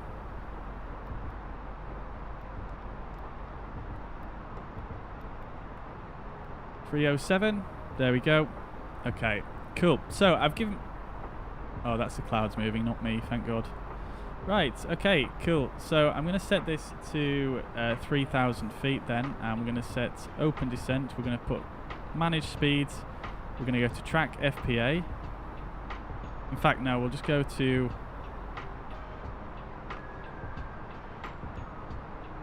Okay, that's not going to work on that, so we'll just keep it on. We'll go track FPA. We'll go 307. And we're going to go 3 degrees.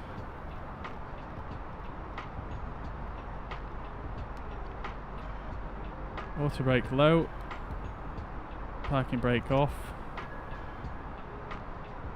Oh my God, look at the speed, it's so quick. We're going to get the speed brakes fully out here.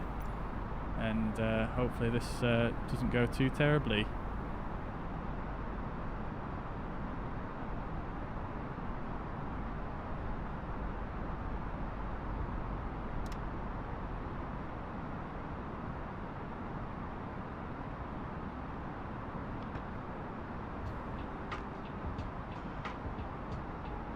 Let's get that VOR on. I completely didn't realise the autopilot wasn't on then. That's my bad. So we want to start descending on down 3 degrees at 6.9 miles.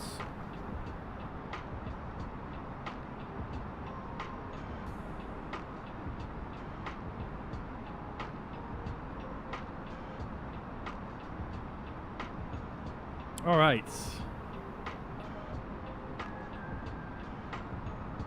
We don't really have... this has actually gone wrong, hasn't it? I've set this up wrongly. For some reason, it spawned me in at like 6,000 feet when I wanted to be at 2,000. So I'm going to actually just slew the aircraft, guys. Because the sim is just not doing what I'm asking it to do.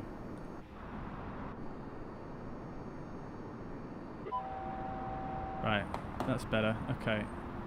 Okay, cool. So, landing lights on. We'll get the engine anti-ice on as well. Seat belts are on. Autopilot will get back in. Still continue down to 3,000. Clear off the mast caution. Great stuff. Okay, so we'll go back to auto thrust. We've got speed up des track. Go for flaps 1. Okay, so we're a little bit high. We'll get the gear down.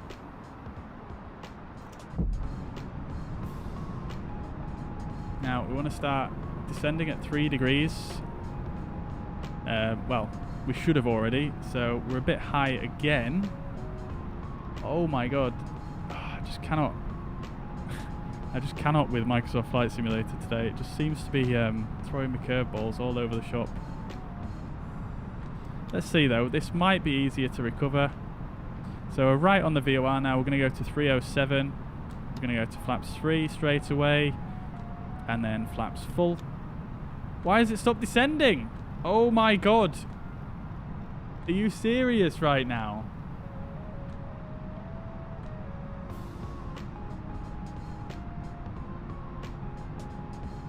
Wow. Jeez Louise, guys. Jeez Louise. I think this should be recoverable, though. Okay, the speed is coming down nicely. We'll get the speed brakes away and armed. Panda Block, hello! Welcome. Okay, so at 3.2 miles, we wanted to be at 1,800 feet. So we're definitely still too high here.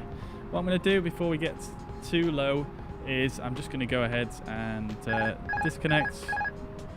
Give ourselves a slightly higher descent rate here just to kind of see if we can recapture that profile. 1,000. Let's see. Can we get... Oh my god, the replay mode is not there. Lord. Oh, it's just not happening today, guys, is it? 100 above, 500. Minimum 400. Eric, Eric, I don't know if you've just tuned in, but there's just been a huge catalogue of strange things that have happened with this sim today. So 200. Yeah, you can. Let me just 100. do this. 50, 40, 30, 20. Retard. 5. There we go. Let's go reverse idle.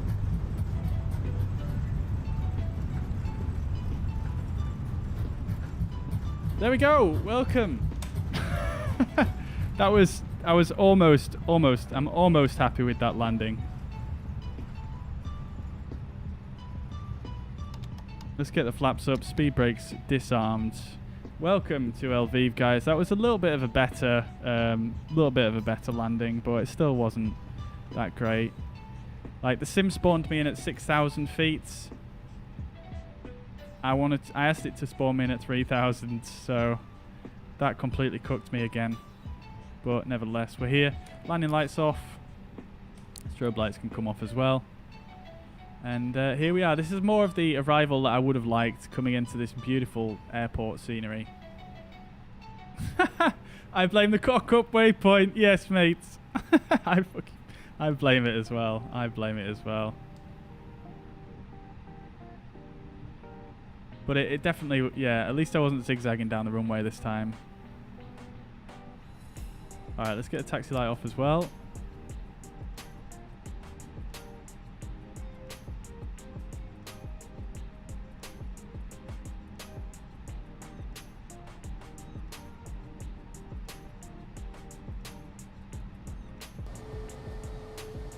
Oh baby, look at that lineup.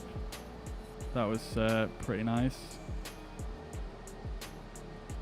Oh no, the braking, it's too much. There we go, right on the A320 line there. Okay, there we go. Cool stuff. I'm just going to go straight to external power here because we've already done this landing once today and I don't want to... Oh no, I didn't mean to do that. And we'll turn both the engines off, beacon light can come off. Let's retract the landing lights. Seatbelts can come off as well. Fuel pumps can come off. Ground control, cockpit voice recorder doesn't work yet. Okay, fine. Not bad. That was a little bit better, wasn't it, guys? But that was a little bit better, but still not quite the approach that I had in mind. So, yeah, welcome to Lviv, guys. Let's have a quick look around that in just a second. Let me just see what the actual landing report was on that one. So, yeah, 132 feet per minute on that one. I mean, it's still good. Still nice and smooth. Let's see, landing reports here.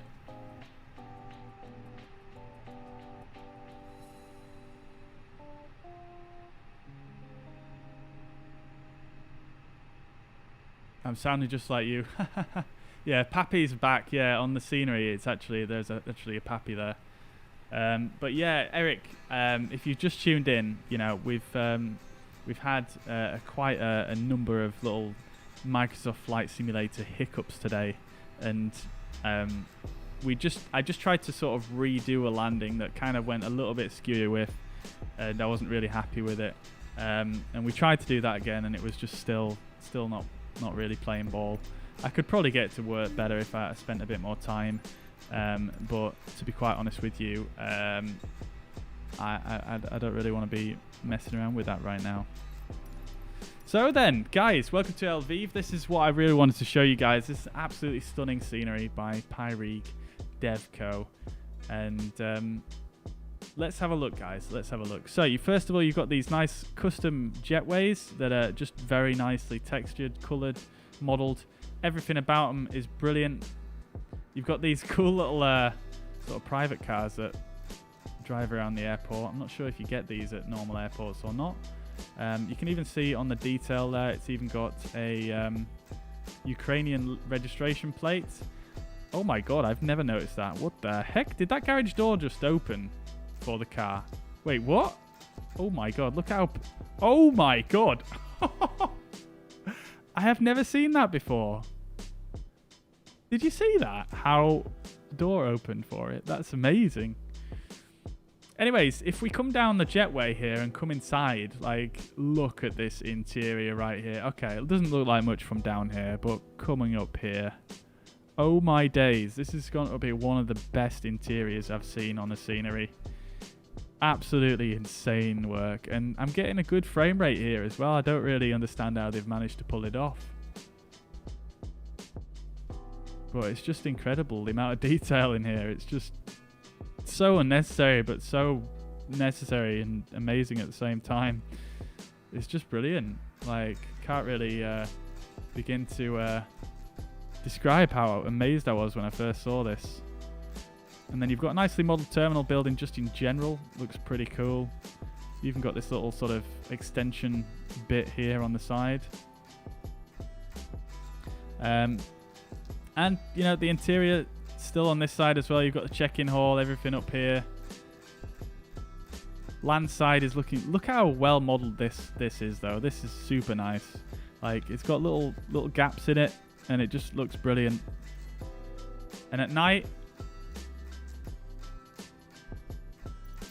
at night, you get a bit of this action, which is pretty nice. Those lights, very nice little detail there. We've got to fly out of here next time, I think, guys. I think that's what we've got to do. And then you've got all these over here. I'm not sure what these are, actually. Are these, is this an allotment, or what is going on there?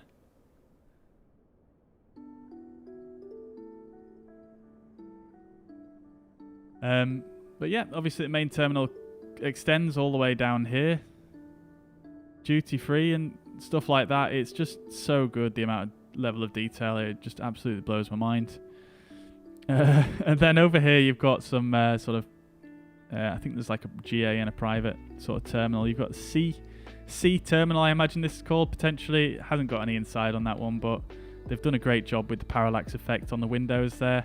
And then just in general, the modelling of it is brilliant.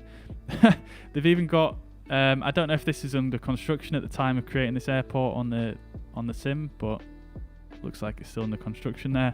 But as you can see, the modelling and detailing here again is just great, standard. I've got a couple of biz jets here, quite big ones at that. And then here we've got some people milling around that look very important. Now I'm not sure if this is a governmental building or what, but we've obviously got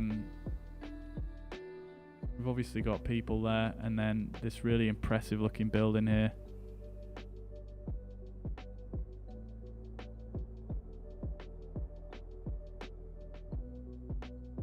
And this is one of the early sceneries that Pyreegue Dev Co did as well. So if you look at any of their more recent sceneries, they're even higher level of quality. The ground markings as well, absolutely stunning. The textures here are just so good. Like, look at this cracking and stuff. It's so good. A few military jets here as well parked up. This looks like it could even be a barracks or something. Not sure. But there we go. There's a few buildings modelled out this side as well by the looks of things. But yeah, there you go. That's why I wanted to reload and show you guys, because it is just a fantastic scenery, and it's just really nice to see such a well done scenery. And this was extremely cheap as well. I don't know if it's still on sale, but when I got it, it was on sale, and it cost, I don't know, not much at all. I think it cost about £8 or something when I got it, like I say, because it was on sale.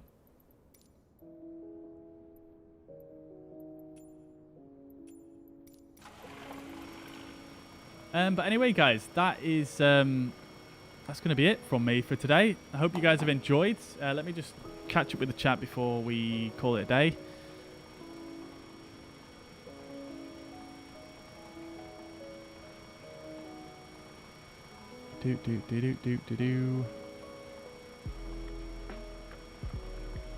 Fat Damn Gaming said, do you install airports in the community folder also? Yes, you do, yeah. Unless you obviously get it from the in-game marketplace.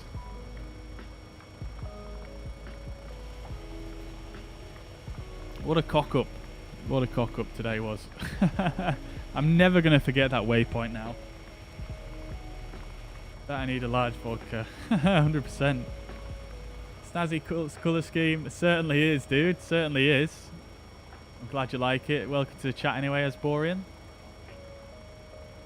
I love it when a captain is challenged in this way. It makes it fun to watch. Yeah, Eric, I fully agree. And that's why I chose to do a Vor Approach, because, you know, I like the challenge. I don't really like it to be too easy. Although, as much as I enjoy the satisfaction of doing an ILS, you know, I like to challenge myself, and that's clearly happened here today. Maybe I failed a little bit, but at the same time, I don't think I'm fully to blame there. So, nevertheless, I'm pretty happy with the end result. But yeah, great airport, guys. The airport itself, you can find it on Orbex Direct. So, Orbex Direct, Lviv. I'll drop a link to it down in the chat. Now, what I would say, guys, is that although this is a fantastic scenery, check out the other sceneries by this developer as well, because they have done some absolutely stunning ones. Let me just have a look, see if I can find actually.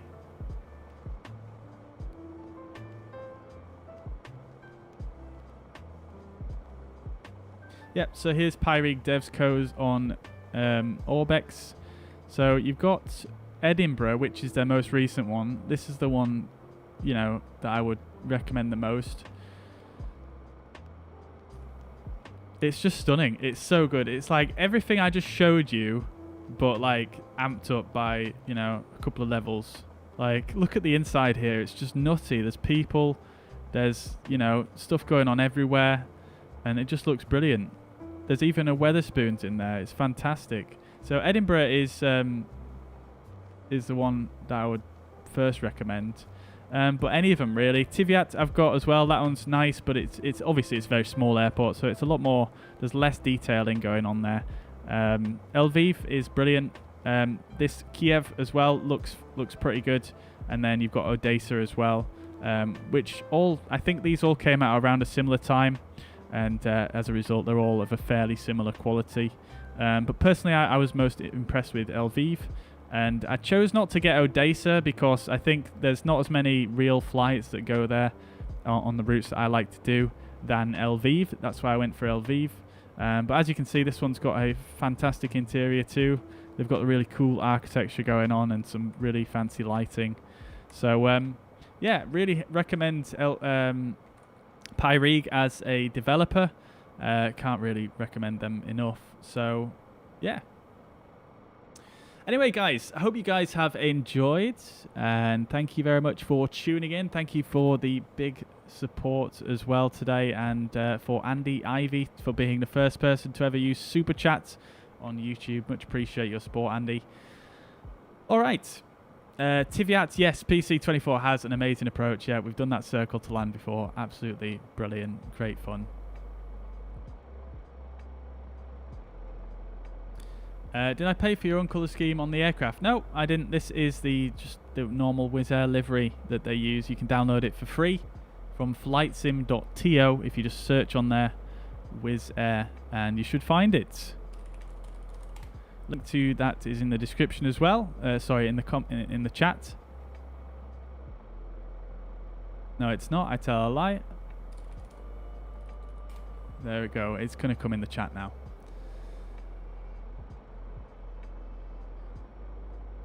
Can you kindly do a tutorial video of on the camera view of the terminal building? I've tried several times but failed myself. What do you mean by that, Eric? Do you mean how to sort of move the camera around and look at anything that you want? But yeah, Asborian, there's tons of liveries and all sorts of stuff available for free on that website that you can download. Lots of real world stuff as well, so yeah, there's just absolutely droves of stuff you can get on there for when you do get the sim. But bear in mind, a lot of it is only for PC if you're going to get it. Zack Attack, welcome. Welcome. Sorry, I missed your message earlier. I hope you're doing well.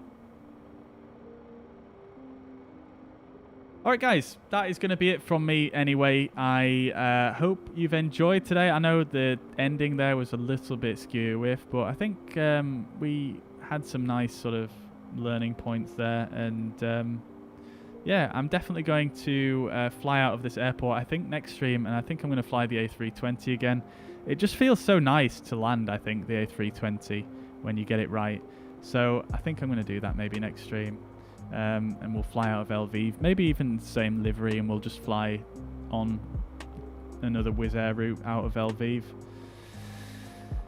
Alright, guys, so I hope you have enjoyed anyway. Thank you very much for watching. Thank you very much for all the support today. It's been absolutely brilliant, and thank you so much. Eric, basically you just need to go into showcase mode here. If you've got an Xbox controller, it's a lot easier to move the camera around. So for example, here and here and here and here. And it's a lot easier to move the camera around if you've got an Xbox controller, but you can do it with the keyboard. I've just bound some of the controls to my keyboard, and I can do it with my keyboard as well. You just need to look in the control bindings options. So if you go into controls options here, and for example, go on my keyboard, go on camera, and then drone camera, you can see all the controls here. So you want to set controls for up, down, left, right, forward, basically all of the different axes you want to set a control for. I've obviously set some more than you probably need for the average user here, but it's good to have a translate, up, down, left, right, forward and backwards, and then you want to have a roll and a pitch up and down as well, and then a zoom ideally, I think, and that should get you going. Sorry it's a bit brief, but I am just wrapping up the stream, and I will certainly consider doing a tutorial on it. There is some good tutorials on the drone camera on YouTube though. If you do search for YouTube, if you search for Squirrel on YouTube, he did a good tutorial on how to do the drone camera. So if you look for Squirrel drone camera tutorial, that should hopefully help you. But I will certainly add it to the list of other tutorials. I am actually going to be doing in the near future, well, I've said I've been doing it for a while, is I'm going to be doing sort of a more photography oriented tutorial for Microsoft Flight Simulator in terms of how to, you know, basically capture nice images from a photographer's perspective. That is my day job. So yeah, that's something I'm working on in the future. Maybe we can work in a few tips into that with regards to the drone camera controls and things like that. But thank you, Eric, dude. Thank you so much for the £5 super sticker. Thank you so much. That's amazing. So very, very generous, and thank you very much. I hope you guys have enjoyed today.